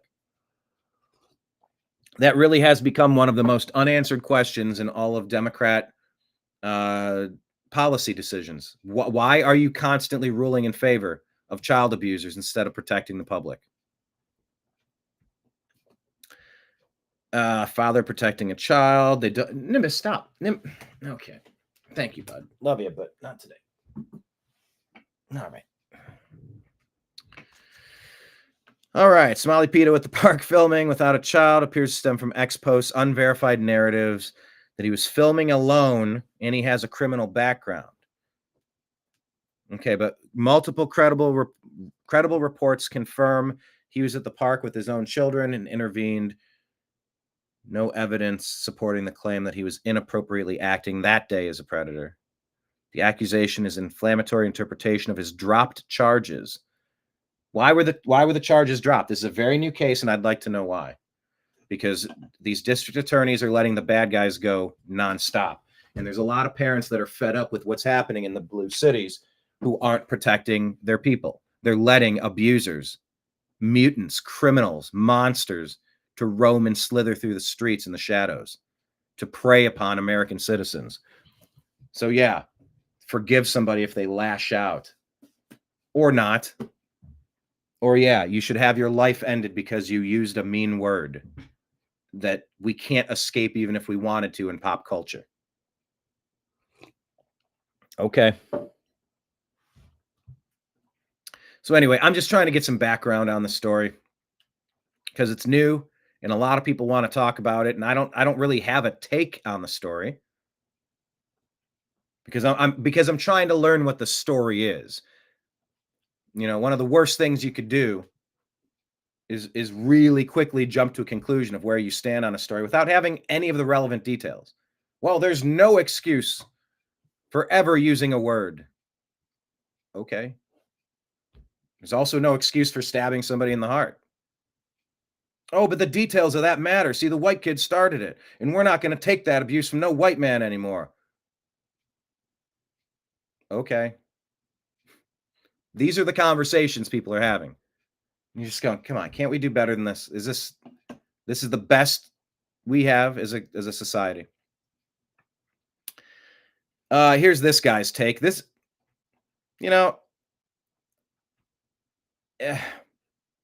listen to this guy's take. I am going to spare y'all the fluff and just get right into it. This chick right here she's insane.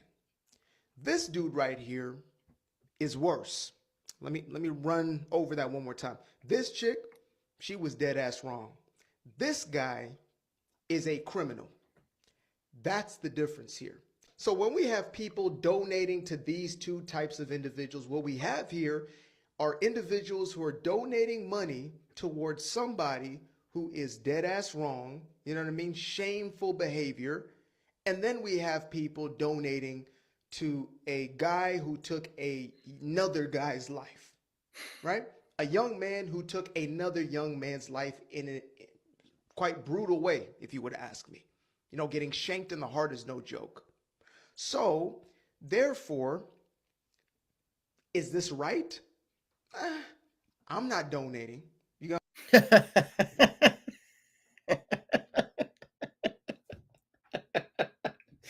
This dude didn't even say that's not okay. How did he phrase that? He goes, I'm not donating. Hang on. Man's life in a quite brutal way, if you would ask me. Getting shanked in the heart is no joke. No. So, therefore, is this right?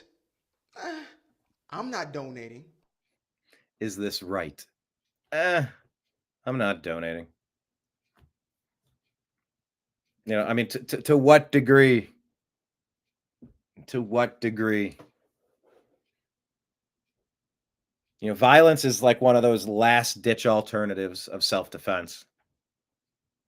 Words are words. I believe Dave Chappelle has done a lot of skits when keeping it real goes wrong in very similar circumstances. Probably from both perspectives. Someone that wants to brazenly say a word, and probably when people rush to violence because somebody used a word they didn't like and now their life is ruined because of it. Great. You proved a great point. Behind jail for 35 years for the rest of life sentence because you couldn't stand hearing a word. You really showed us that that's not good for the individual that has to become incarcerated for the rest of their life because they chose violence because a word was so bad.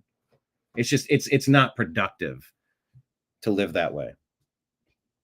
And I promise you, if that word could be retired from our lexicon and from our popular music and from Hollywood films, I bet you that word would really dissipate. Or it just means dude now, as it's commonly used. What's up, dude? My dude. You get my point. It either has no meaning or it's so meaningful it needs to just be erased everywhere. You say, no, it just means that certain people can't use it. Oh, boy. Then that's your opinion on that. Anyway, this dude, let me rewind it. That was just kind of funny. Was this right? I'm not donating. Quite brutal way, if you would ask me. Getting shanked in the heart is no joke. So, therefore, is this right? I'm not donating. You know what I'm saying? I'm not with that. Now, should she go to prison for it? No. This guy, if he is guilty, which everything is pointing towards guilty, should go to jail. You see how that works? Take somebody's life, go to jail. Say some hurtful things to a kid, autistic kid, any sort of kid. That's just, that's just gross, right? Simple. I am going to. I mean, was that a fair take? Was that a fair take? I mean, there can be multiple takes that work here, right? There's a lot of takes that are going to have versions of truth and things we strongly agree with or slightly agree with. We're just unpacking them to try to figure it out. All right. I think I'm back on track now. Past Kentucky Derby. We've unpacked that story. Any more takes on that? I think I'm done on that. But that's something that's happening. You're going to hear a lot of opinions and takes on this. So felt like it was important to give that to you. And I'm trying to learn about it. So while I'm researching it, what do you mean you need to research? The only thing you need to know is you're never allowed to say that word.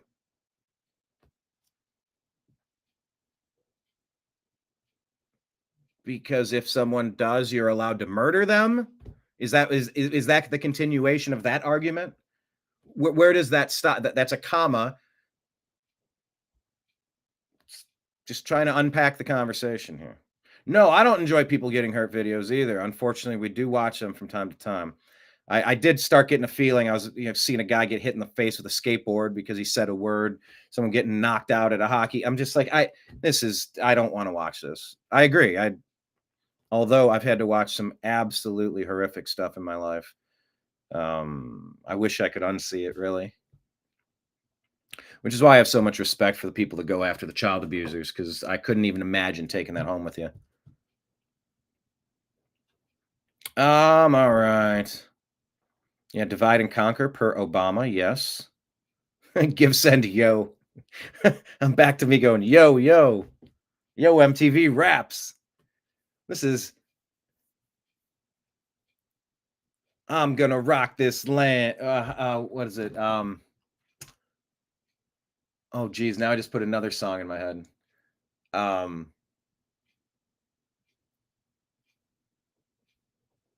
So don't you never, ever pull my lever, 'cause I'll explode. And my 9 is easy to load. I gotta thank God, 'cause he gave me the to rock hard. Knock you out. Mama said knock you out. Huh, I'm gonna knock you out. That's it. Come on. Is that not the quintessential song for this story? It's just, you gotta draw a line. Is it okay to to assault people if they use a word? Like, that's kind of a starting point. You have to just sort of figure that out. And that'll be a quick pivot point in the conversation to just kind of quickly get to it. Out of curiosity, is it okay to assault somebody for if they use a word? And that'll quickly sort groups of people right off the top. There's a lot of considerations here, especially since this story keeps getting linked to another completely different or relevant story. Yeah, give, send, yo MTV Raps. Yeah, the 1990s, that would have absolutely been on Yo MTV Raps. What else would have been on a mid 90s? How about this one? She's dressed in yellow. She says, hello, come sit next to me, you fine fellow. You run over there without a second to lose. And then what comes next? Hey, bust a move. That would have probably been on Yo MTV Raps, maybe. What else from that era? Oh, geez. No, I'm not going to sit here rapping all day because I do love cheesy early 90s rap. It is kind of my jam. All right. What else? Minnesota, no ice. Yeah, I know. Minnesota's such a interesting hotbed right now. There are enclaves of Somalis. There's enclave. Dearborn, Michigan is enclave. Like, there's been a plan to put mini countries inside of existing states in the United States. Take over entire cities. Is this something that is good for America? Is this something that is not good for America? And what's happening in these enclaves? Because in Europe, ask them how they're handling the invasion. It's an invasion in Europe. How are they handling that? What did the kid do? I don't know. Well, nothing the kid does. Number one, you don't yell at a 5-year-old. No. Number one, sometimes a child needs to be corrected. Number two, he has autism and therefore he gets to do whatever he wants all the time. No, that's not how that works. Well, she didn't have to be so mean. And by the way, you can't ever say that word. Okay. Comma. Therefore, putting out hits on the lady is okay. This is it. Or that's not okay. I just out of curiosity, where are you going with that conversation? There was an altercation at a park. So what are you recommending now? Or people that are just outraged that she's fundraising off of it. Yeah, she needs to start a new life because she's had credible death threats on her now because of some people pushing for violence. Are you one of those people or not? Just out of curiosity, because I don't know that I have enough in common with the other type of person to have a meaningful conversation about this topic. So part of today's episode was just to kind of educate all of us and make sure we don't go out there with ignorant takes on the subject. Many people are, there's a million takes. And frankly, a lot of people are letting stuff out that is barely tangentially related to these stories. They're just using it as a pivot point, a flashpoint to make a greater issue, make a larger point about a particular angle of the story, to use it for their own agenda, their own fundraising, their own, I'm making a point on a talk show and I'm going to point out how America is a racist society. Look, that lady said a bad word. America is the worst place ever. The worst place ever. Did you know? A word was said. I'm sorry, I didn't see you on here last week talking about how bad it was that at a track meet, a kid was stabbed through the heart. That story didn't get you riled up, but this one does. The word is the worst story you've ever heard, but you ignored the other story that was the taking of a life. I'm sorry, can we recalibrate and balance? Violence is okay if a word is said, or violence is okay if a backpack is moved? Because you're not going to take it anymore and you're going to raise $500,000 to defend a guy that just offed somebody. because they were allegedly sitting in the wrong spot at a track meet, that's something you're getting behind. But this other story, your take is what? That it's the same or it's worse? You know, I mean, it's an interesting story. There's nothing interesting about it. I hear you. But since people are talking about it, we just kind of unpacked it. So maybe now you don't have, it still says give send a yo on the page. Let me change that. Sorry. Where's the chat?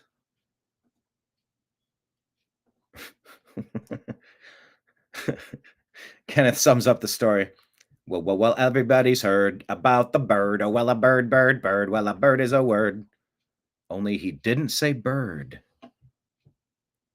That's from Christmas Story.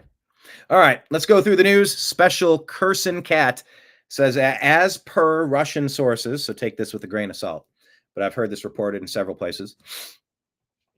A Ukrainian unmanned surface vessel armed with an R-73 air-to-air missile shot down a Russian Su-30 naval fighter roughly 50 kilometers west of Novorossiysk, marking the first time in history that a military aircraft has been downed by an unmanned maritime drone.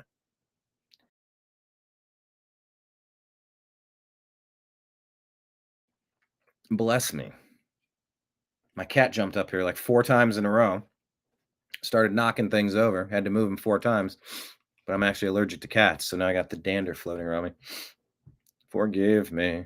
So anyway, that's a change in military strategy in the airfare. Just keep your eyes peeled on these drones. The future of war appears to be drone related. I mean, this has got to play a role in everything. Special events, gatherings, warfare, surveillance, we got to understand what policy is going to make sense for drones. Elon Musk says this is 100%. Kimberly, all right. Sarah Higdon. Oh, I'm sorry. Kimberly Klasick in Baltimore says, why aren't kids in the hood transitioning to the opposite sex? I know the answer. Just want to see if you knew. Comment below. Sarah Higdon says, well, because the typical demographic is upper middle class white kids of progressive parents for 2 reasons. They have time and money to worry about such things and have been conditioned to believe through critical theory that they are an oppressor and there is no way they can ever escape that status. So they see this as a way to join an oppressed class for which they are celebrated for instead of condemned. It's the relationship between CRT, critical race theory, and queer theory.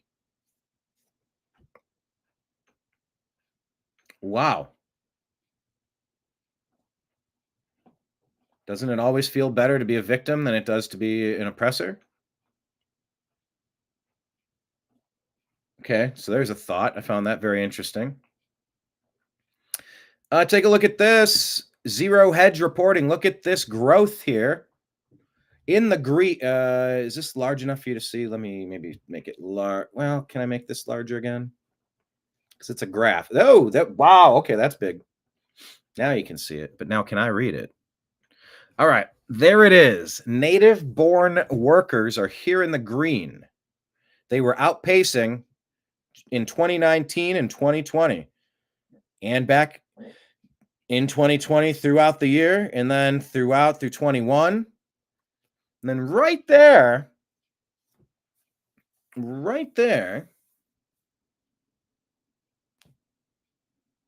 look at this. Let's read what this is. Foreign-born workers are down 410,000. Native-born workers employed are up 1.042 million. That's a 600,000 swing. It's a weird chart. But a lot of people voted for this. Golden age activated.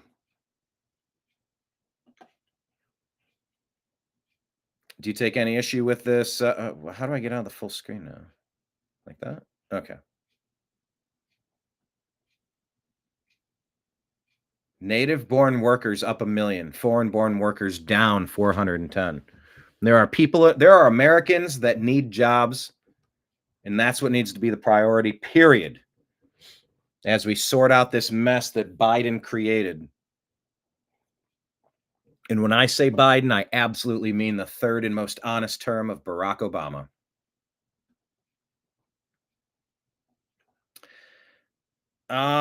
Well, here's an interesting conversation. Wright-Patterson Air Force engineer Paul Sizes, I don't know how you say it, spent 30 years at McDonnell Douglas in the field of exotic technologies, working on hypersonics in the 60s. He says we can teleport because matter is still energy and everything is waves.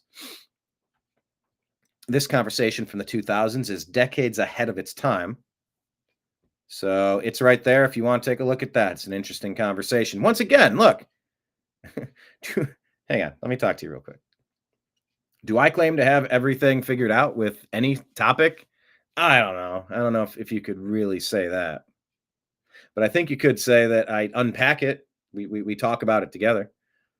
And a retweet is not an endorsement. And offering questions and having takes doesn't mean that I don't also understand additional takes that could also have, hey, that's a pretty good point. That's also another good point. All right, yeah, maybe that in light of that point that maybe I wasn't thinking about, yeah, it would probably impact the previous statement. I might want to reword that statement, actually, with this additional information. Yeah. I mean, we're all allowed to evolve our opinions, but I think it's super smart to maybe not reach hardcore conclusions on too much too quick, unless you really do have a firm grasp of the subject matter. I don't have a firm grasp of this subject matter about exotic technologies and teleportation. But I love the topic. So watch the video and consider it how you will. Retweet it, reshare it, and put your comment in. What did it make you think when you watched it? Was it garbage? Was it pretty spot on? Was it eye-opening? Was it dumb? Like, continue our conversation on X. Speaking of continuing a conversation on X, this is Benny Johnson sharing CNN's Van Jones. He meets with 3 black Trump voters, and they ask, would you vote for Donald Trump again? If you had to do it all over again, would you vote for Donald Trump again, yes or no? Yes, I would. Now, in the future, I am not a diehard Democrat or diehard Republican. If there were a Democratic candidate who was more aligned for me, then I would vote Democrat. If you go back in time, would you vote for Donald Trump, yes or no? Yes. I think I might know the answer on this next one. He said yes. It's immediately yes. No, I'm sorry. If you had to do it all over again, would you vote for Donald Trump, yes or no? 1,000% absolutely yes. If you vibes, people. There's so much good stuff happening. There's a lot of questionable things. Some things are taking too long. Prosecutions being one of them. Although you're seeing so much corruption in the justice system, you don't want to tank these cases by the time they get them. You got to sort out some constitutional stuff with the Supreme Court and with all of these other justices. These what are they called? Anyway, the judges across the country that are doing this. Yeah, and there's some decisions President Trump's making I don't like. But in general, there's been so much getting on the right track, and we seem to be on the verge of fixing several things in our medicine supply, our air supply, our water supply, and our food supply, in our financial system. The sloppiness and inefficiency of this old, decrepit, crooked as fuck government. Lowering inflation, cutting out unnecessary spending that's been used to target and destroy us as Americans. I mean, we're winning on a lot of fronts. And yeah, they're trying to negotiate an end to 2 wars, and they're trying to renegotiate some trade deals because America's been taken advantage of by people who sold us down the river for a couple of bucks. Make sure you peel off 10% of this deal. 80,000 will do it. 8 million will do it. 80 million will do it. $2 billion will do it. Just kick it into this fund and I'll have my guy split it up into 25 different offshore accounts for various family members, and we'll make sure that we create a non-governmental organization that can pay you a salary of $425,000 a year. Now, by the way, all these specific numbers I'm just coming up with off the top of my head. I'm not saying this is exactly what Joe Biden was doing, but I am saying that America's been sold out to the highest bidder at your peril. And life has been getting more and more difficult for you to get by. And it's been by design, by traitors, treasonous individuals that care not for country, care not for your life, actually working in their daily goals to ruin your life. That becomes self-defense now, doesn't it? One could argue when you're trying to ruin somebody's life, it's self-defense. Carmelo the Killer. Did one of the twins try to end Carmelo's life because he said, move, you're in the wrong spot? He says, touch me and find out, as alleged. I don't know if that's confirmed or not. And so he grabs the backpack and throws it away. So the kid leaves and then gets a weapon and then comes back and then stabs him in the heart, and to claim that's self-defense. I don't know if that's the case, but based on what I've been reading, it sort of looks like that's the allegation or close to it. It's just a lot to unpack. But yeah, these three Trump voters are not going back on their answer. Benny Johnson calls it, what a smack in the face to the fake news that their crap didn't work. Let's listen to Alex talk about where that money that is stolen by the federal government, where it's been going. Take a look at this breaking deep state bombshell. Could someone explain to me why the Department of Defense provided $9,147,000 plus to Reuters for active social engineering defense, ASED, and large-scale social deception, LSD? That's how, in the grants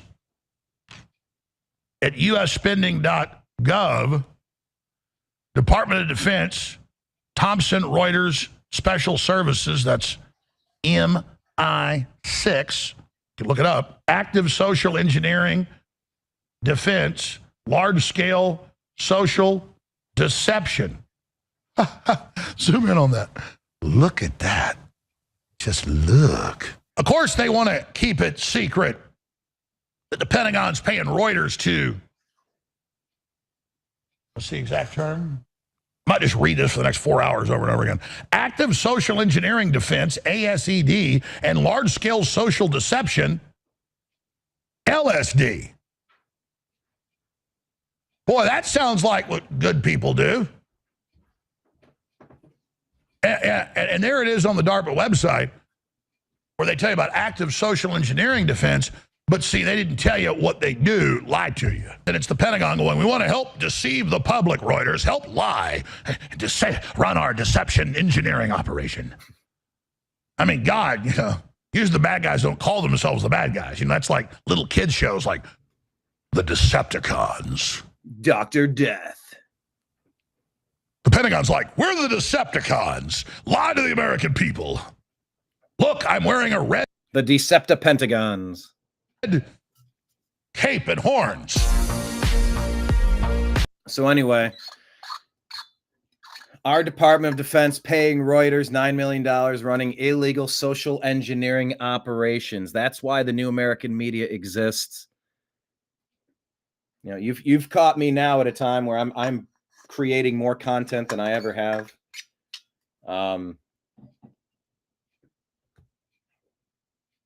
I feel the tide is changing. I do have to recalibrate the amount of hours that I'm committing to this project, but that's why the new American media exists. Because we've been up against $9 million from the Department of Defense. Did I read 9 million or 9 billion? It looks like 9.15 million. Yeah, okay. That's what we're up against. Huge budgets. Huge budgets. Because really, it takes a budget to crank out content. But the deep state paying Reuters for illegal social engineering operations against American citizens, for active social engineering defense and large-scale social deception.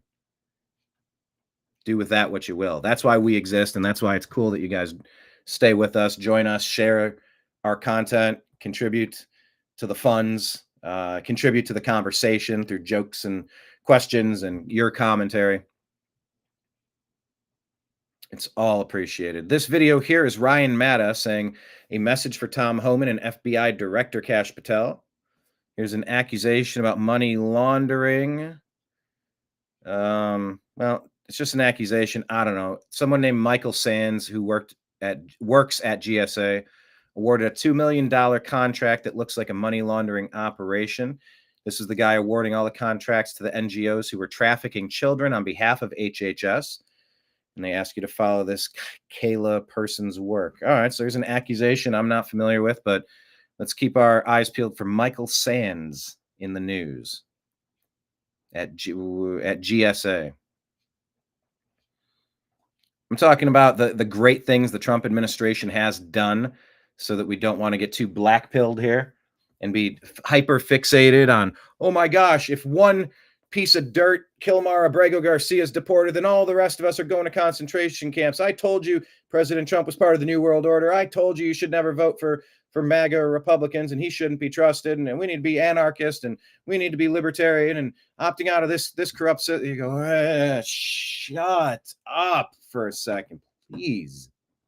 Do you know these people in your life? Everything about President Trump is hyper fixated on, he went into the batter's box playing baseball 1,000 times. And did you know he struck out? And by the way, the evidence of the strikeout is restraining orders and a criminal rap sheet over and over. The video's out of him getting stopped for human smuggling. Oh, and guess what? He wasn't prosecuted for it. Why wasn't he prosecuted for it? Because reasons, because Democrats, because deep state, because George Soros, because open borders, because of their policy, the Obama doctrine. People that hyperfixate on one fringe case and want to throw everything out, baby out with the bathwater. Well, you know what? Look, I want to focus on some big wins. Listen to how prehistoric our government has been operating and how much better things are going now and how great that is. If you were to say, we have iPhones, does the government have pay phones? How prehistoric is this technology? Smoke signals. Oh, yes, it's very prehistoric. It's very prehistoric. It's like Flintstones. It's Flintstone level stuff. It's so prehistoric. Like dinosaurs would think this is, kind of old. Okay. That's how prehistoric it is. Okay. Dinosaurs would think the U.S. technology that we've been using is pretty old. I mean, basically, the only thing living was a sponge. That's how prehistoric it was. Okay, so we're leaving the Stone Age and we're moving into the Golden Age. Pre-Cambrian era is what we're talking about. Okay. If you were Pre-Cambrian era. Yeah, I guess the process was to retire a federal employee. Every federal employee, you had to do this dossier of manila envelope paperwork, and it all goes into a mine shaft somewhere, and it takes weeks and weeks and weeks and weeks and weeks to process. Yeah, yabba dabba no. Yabba dabba no. Anyway, that's pretty interesting. So I'm glad to hear that. Another win for the Trump administration, modernizing and places to eliminate fraud, waste, and abuse, just all across the board. I'm here for it. This one here says, wait until you learn. Wyatt says, wait until you learn who was running both PBS and NPR. I would ask austere Wyatt 1, who is that? I don't know. But I'm curious to find out who he says is running both PBS and NPR. Well, Kenneth says he doesn't like beating videos. This one is showing allegedly Sharia law, women and girls treated like property or even slaves, public beatings of women while men watch, a feature of Sharia law. We don't want that in America or in Western countries. Good. This video is not auto-playing, but this woman, this appears to be a woman getting abused here as part of a culturally accepted practice. Either this is okay or this is not okay. That's a great delineation line of what you want your society to be. Who's right and who's wrong, and to what level do you get to exact justice? Do you get to say mean things? Do you get to steal other people's property? Do you get to stab people in the heart? Do you get to tie someone up and beat them in the public square? What type of culture are we going to become in America? What do we want?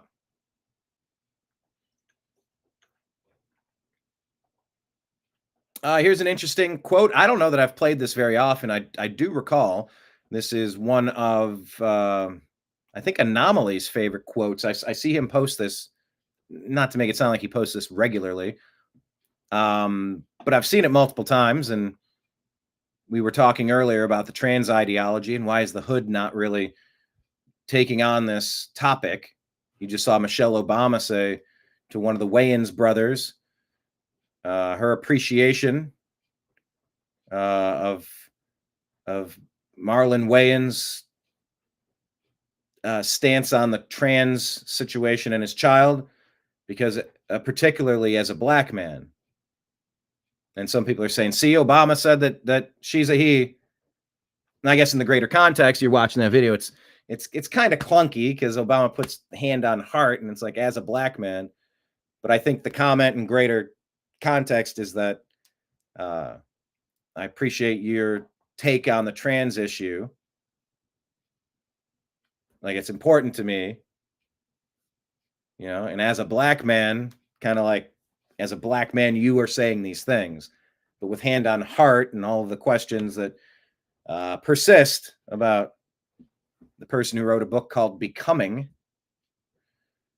and Candace Owens going real hard in the paint on Macron, and of course what Joan Rivers said, and the chef, the Obama chef, passing away under very suspicious circumstances right at the time you're hearing that the Obama's marriage is on the rocks, and they're trying to push a Jimmy Kimmel, Jennifer Aniston, Barack Obama affair thing at us. It's a lot of weird accusations flying around. But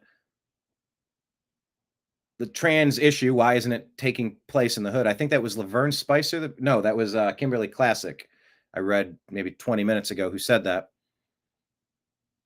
But in the answer, it was talking about the white liberals.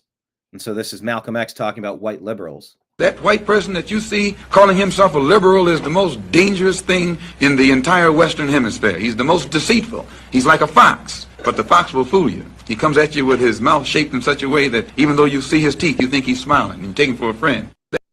That's some pretty harsh words. Well-known remark about white liberals from almost 60 years ago. For consideration. Who is this here? This is Callie Means talking about what happened to our food supply. Let's check this out. When do you think that began to change when you look at the data? A lot goes to the 1980s. In the 1980s, the cigarette... By the way, you hear that generic music in the background?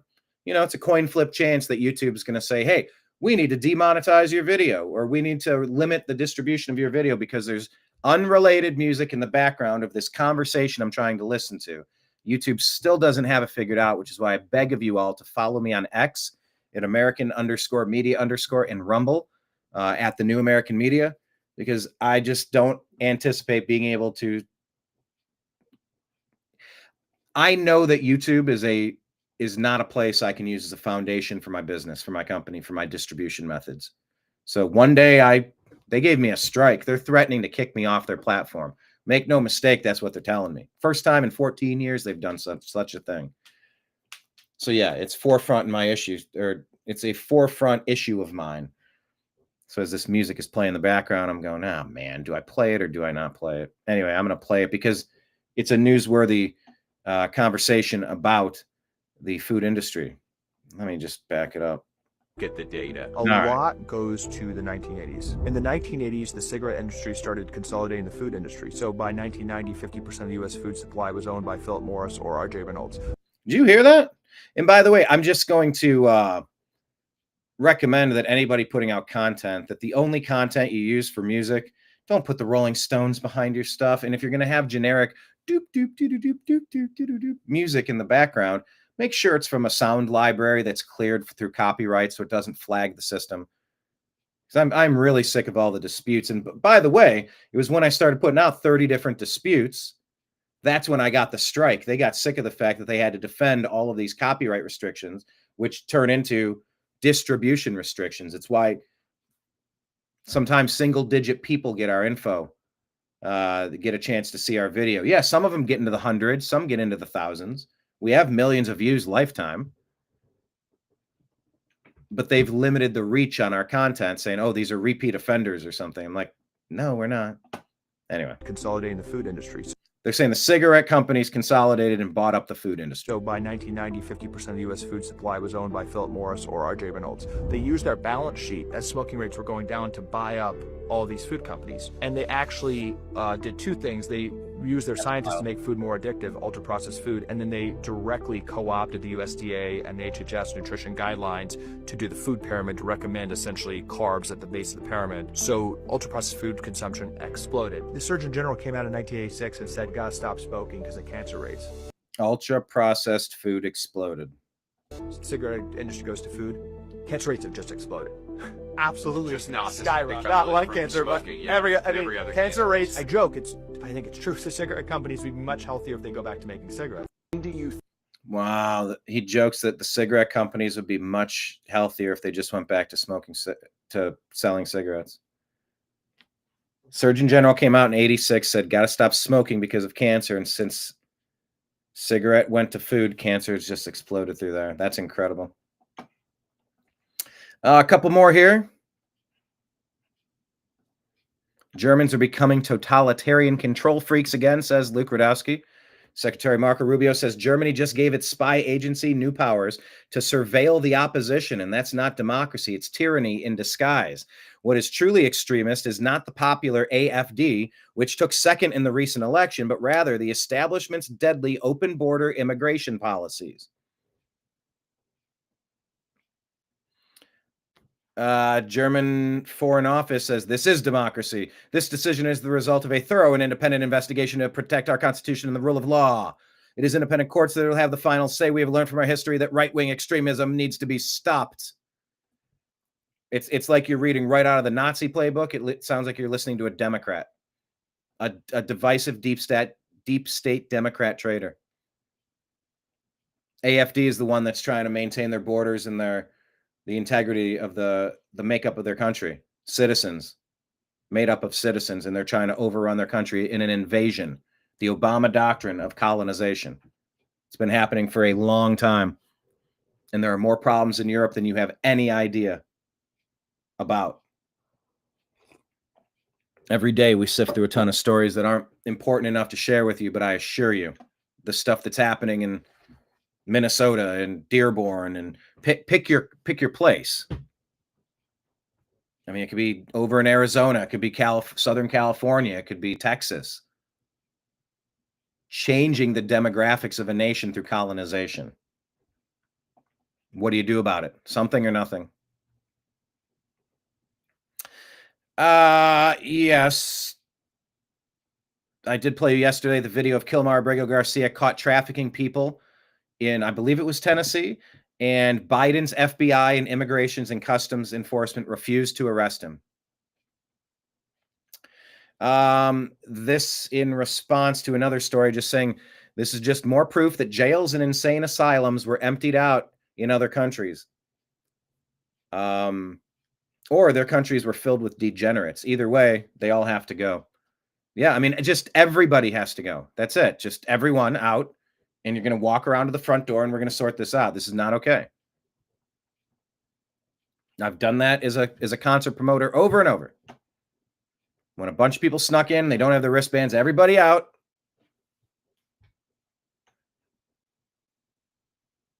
Show your ID at the front door. We're going to run a full check on you. Make sure you're not on our do not let in list and go from there. Yeah, Germany is in big trouble.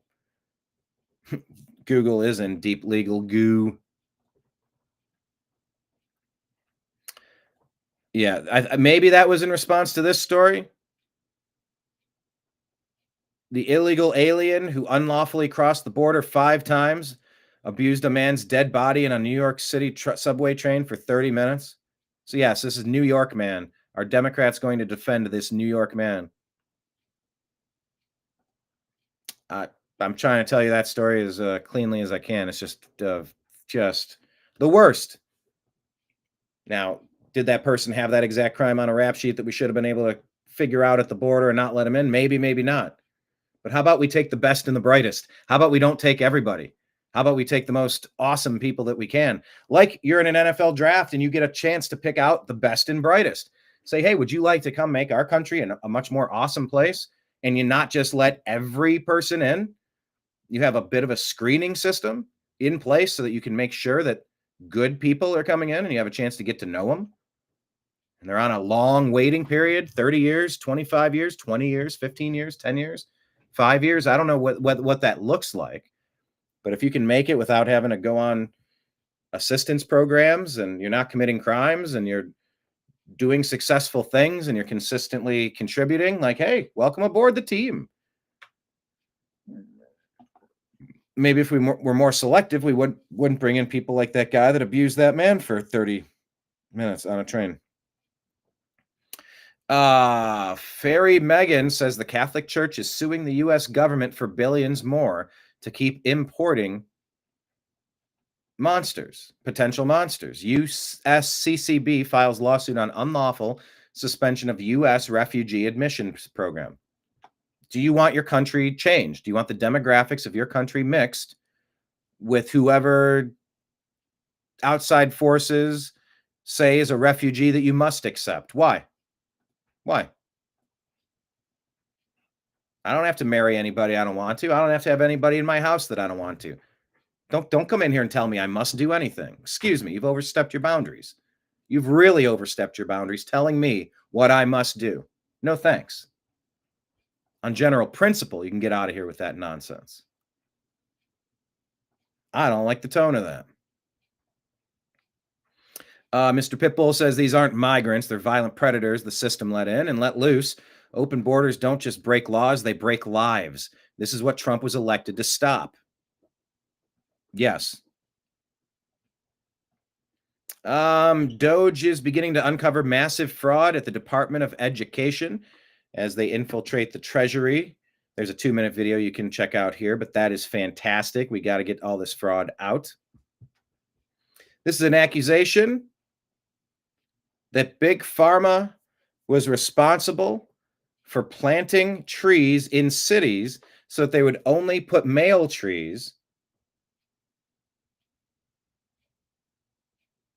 So without female trees to absorb the pollen, it just lingers in the air.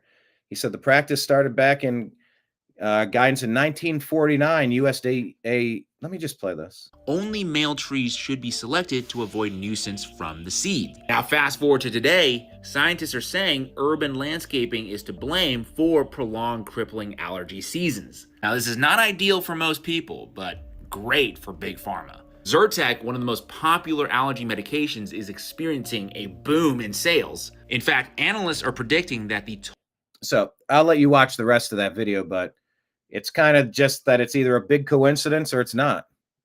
But it is pretty profitable. Anyway, here's Tom Homan once again with maybe one of the biggest trailers you've ever seen. So the president signed an executive order just this week threatening to defund sanctuary cities for their policies. Why not just arrest the leaders who are harboring and shielding illegal aliens, actually terrorists, from deportation? Wait to see what's coming. Wait till you see what's coming. Just look at that grin. Homan can barely hold it in. You got to restore order in the country. You have to make things make sense again. It's been backward for far too long. This is a restaurant owner in Minneapolis who was robbed by a man with 50 prior arrests. Let me play you this. This is what's happening to America. We're rotting from the inside out from this stuff.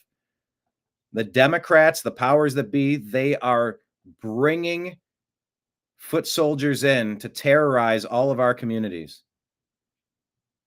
And they're allowing repeat offenders to terrorize our communities. Enough is enough. The Democrats have to go. Yeah, listen, we had a guy that robbed the Gnome. He had 50 prior arrests. He robbed me, got out of jail, came back, burglarized me again a few days later, came back a couple weeks later, and did it again. This is madness. The fact that our governor, our mayor, our city council, our DA isn't standing with these business owners and standing out on the street corner and just saying, it's enough. We're done. My son's daycare last year, we had to move his daycare. A car was stolen. It was flipped just a few feet from where the kids are playing outside on the playground. And the kids get a little slap on the wrist and they get back out and they go do it again. It is maddening that our city officials are not standing on every corner going, we're done, common sense is coming back, and we're going to hold people accountable. Yeah, listen, we have... Once again, there's Minneapolis. I mean, the epicenter of bad policy. Minneapolis has entered the chat.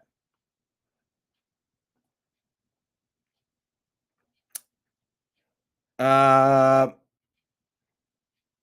look, is it okay to abuse people? Yes or no? The Democrats, we know who they are. Here is Scott Adams discussing the Democrat Union Workers Rally and how they jump to violence because this is who the Democrats are. They're domestic terrorists, and it's about damn time we call them that. You may have seen some. You can disagree with somebody, and you might have to be forced to tolerate somebody. You don't get to abuse people, and you don't get to stab them if you've been offended.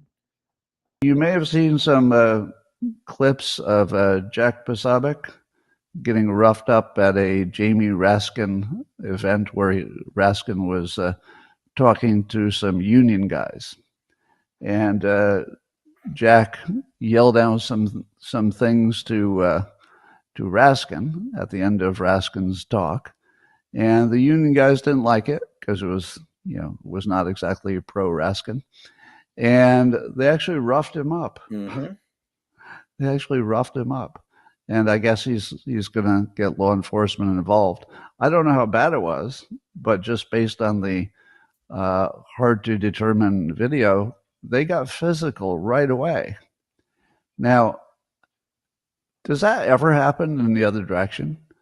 Does that ever happen in the other direction? So now, once again, we let our show off with, fundraising $500,000 for ending the life of somebody who doesn't look like you, to someone else fundraising $500,000 to relocate after death threats because she used a bad word against a kid who was allegedly stealing from her.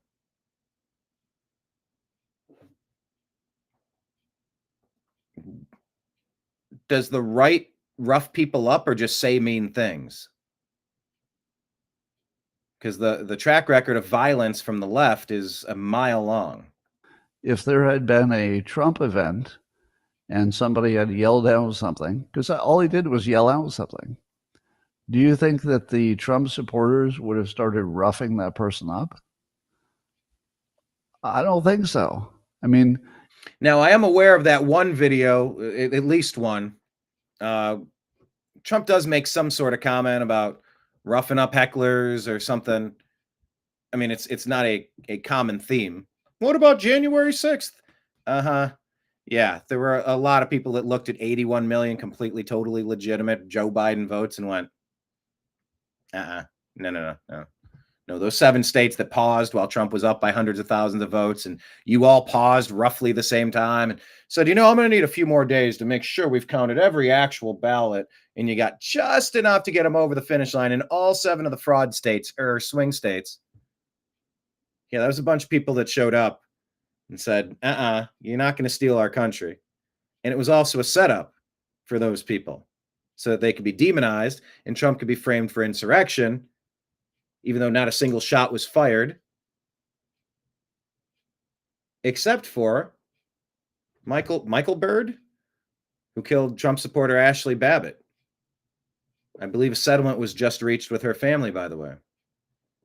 You can go back and find my interview from January. I was outside of the J6 penitentiary and interviewed Ashley Babbitt's mother there.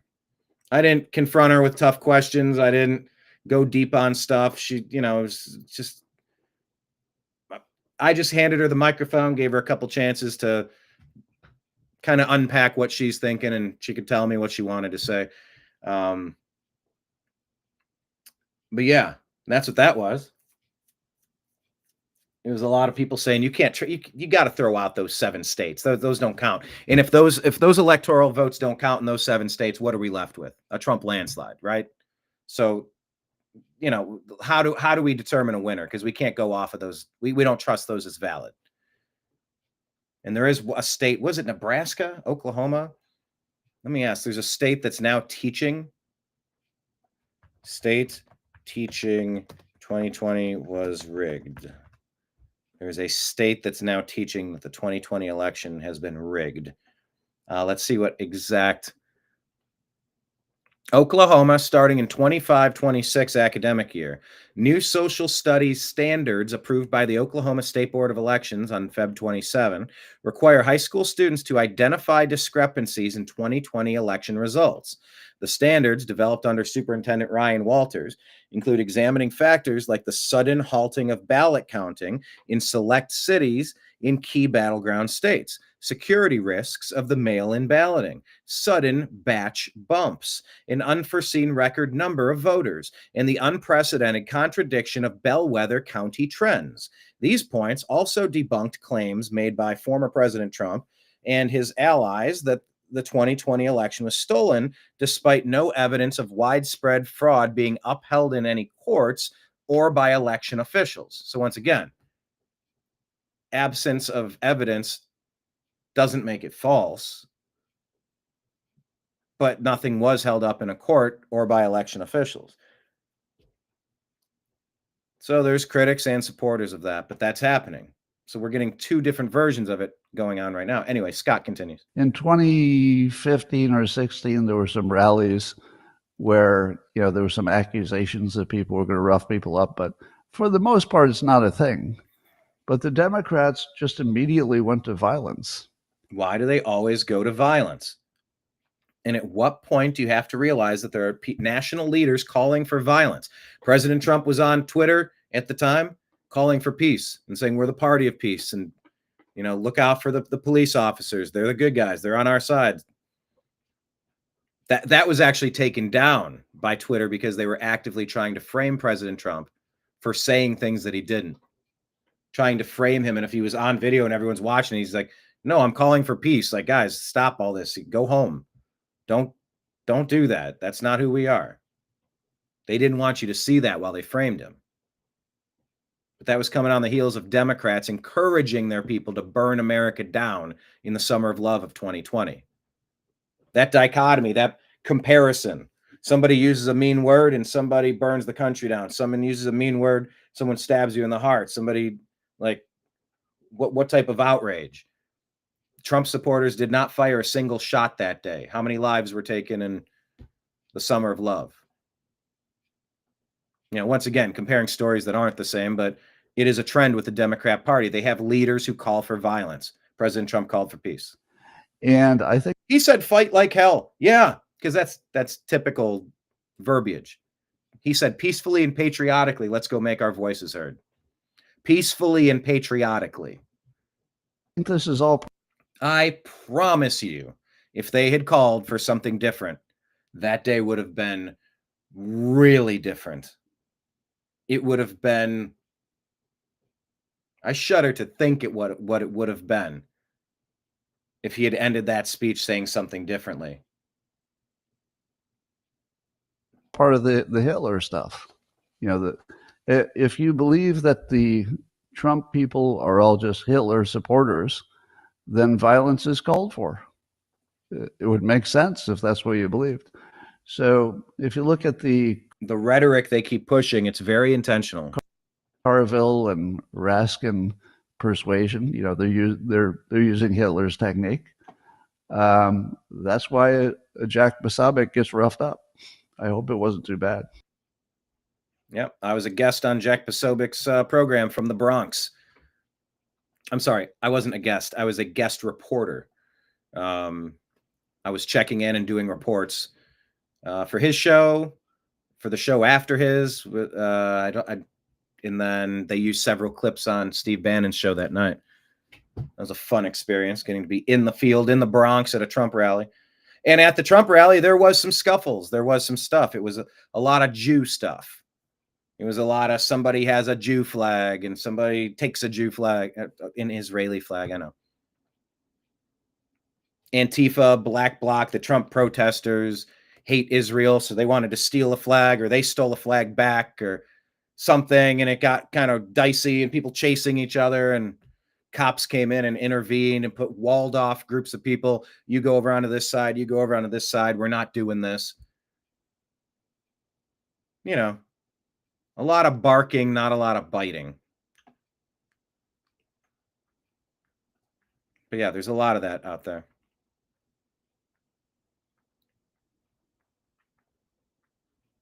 This is a comedy skit. I don't know what this is, but it sounds funny. Look, we got it. We got to chuckle a little bit of time. I think. I don't know what's going on, but you need to have my money right now. Empty your pockets, get my money right now. Well, I thought we were cool. Why you tripping? Nigga.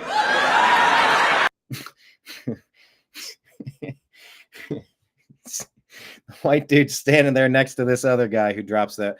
I don't know. Should I even play it?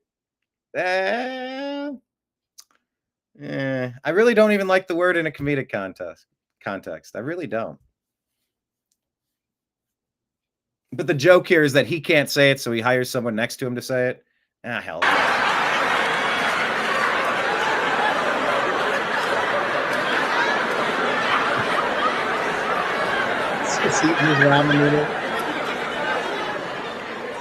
Hey, dude, forget that. If you don't have my money right now, I'm gonna put 3 hot ones in you right now, dude. Where my money at? Now you threatening me? Nigga! Please. Man, forget that, dude. You need to listen, nigga. You get your money next week, nigga. So quit acting like a bitch ass nigga. Nigga. I don't know what's going on. I did not anticipate doing that today, but it's just kind of highlighting the absurdity. It's like you can't say it, but you can pay someone else to say it. You're like, what is even going on? It's a, I don't know. Comedy puts out different perspectives and kind of helps you see it a little outside of your personal opinions on it. Anyway, I hadn't watched that before. I might have seen that years ago. I don't know how old the clip is, but anyway, it's kind of funny. Florida admin caught on tape sharing a loophole to fund banned DEI programs by using student fees. There's an allegation there. Check that one out. Dr. Phil at the White House says, I've sat with President Trump with no cameras around, nobody listening or watching. I'm telling you, he's a man of deep faith, deep conviction. And this man cares about every single person in America, as if that matters. Libs of TikTok. I mean, it's cool. It's cool that so many people are publicly kind of backing President Trump at this point. I feel like he's doing a lot of things that are helping all Americans regardless. Really kind of Go figure. Go figure. Go figure. That's a rare case where the hard R actually helps you. Figure. I figure. Where the hard R helps you. Wow.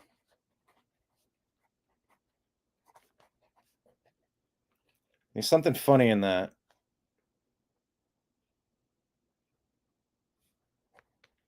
Okay, I jotted that down. I don't know if I'll ever do something with that, but that's kind of funny. Lives of TikTok says kids in the classroom are politically charged, doing a politically charged rap saying F ICE, giving a middle finger and fear-mongering about law enforcement, what's going on in our schools. Textbook indoctrination, says Lives of TikTok.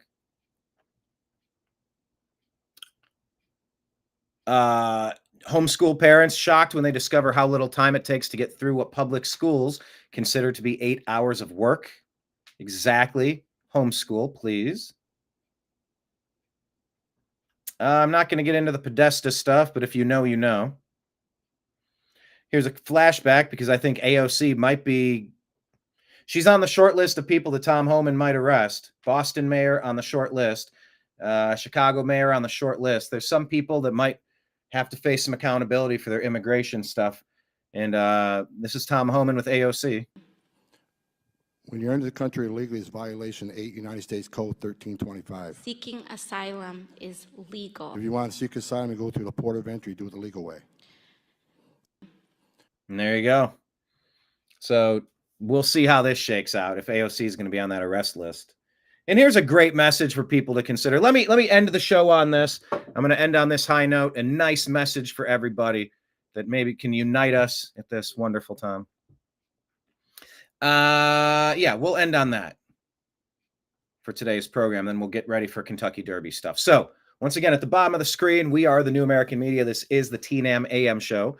I know it's afternoon technically, but whatever. Maybe it'll be the TNAM Daily Show at some point soon. But for now, that is called the Agree to Disagree Show on our podcast. It covers all shows, the Agree to Disagree Show and the TNAM AM Show. So if you haven't, is anyone else, okay, any of the viewers out there, do you use podcasts? And if so, have you subscribed to the New American Media on our Spotify? Because it would help to give us some ratings or some thumbs up or some listens on the podcast front. And if you do listen to podcasts and you have not subscribed to the Agree to Disagree Show or the Unhappy Hour Sports Show, please do so. We appreciate that. But do a search for the New American Media on these following platforms and link up with us. Instagram, Facebook, Truth Social, Rumble, YouTube. We're at the New American Media. We're on Telegram and Signal at TNAM and TNAM Chat. We're on X at American_media_. Thank you so much. Our donation links, if anyone wants to toss anything into the tip jar, we are on Patreon at the New American Media, Venmo at Brian Engelman, Cash App $ Brian Engelman, and PayPal at Fuzz Installment. That's all at the bottom of the screen right there. Please screenshot that if you would like to contribute or sign up as like a monthly person on Patreon, which we definitely appreciate. David Band, thank you as well. Thank you so much. Robin as well. Thank you. Thank you, Kenneth, and all the other regulars and the lurkers who did not say hello. Once again, here's a call to leave your name or your initials and let us know where you're watching from. It's always interesting to see where this show is getting out to. I don't know if I like internationally or nationally better, but I do love that it's all over the place. It's super cool. The ability to broadcast to the universe at the same, just everywhere at once is so awesome.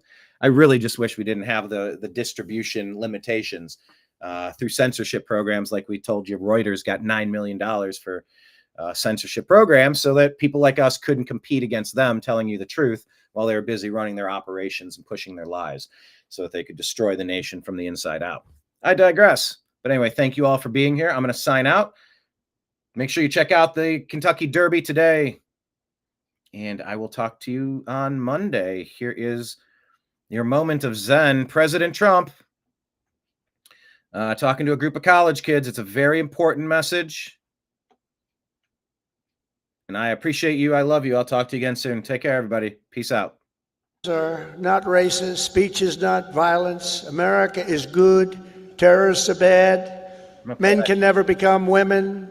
Police are not criminals, and criminals are not victims.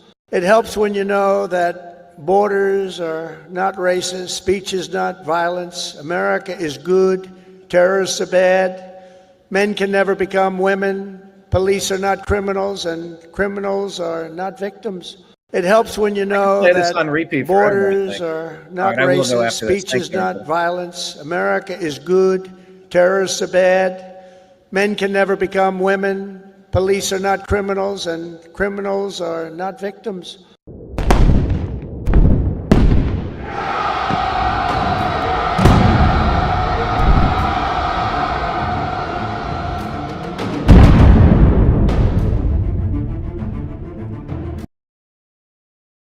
Know that borders are not racist. Speech is not violent.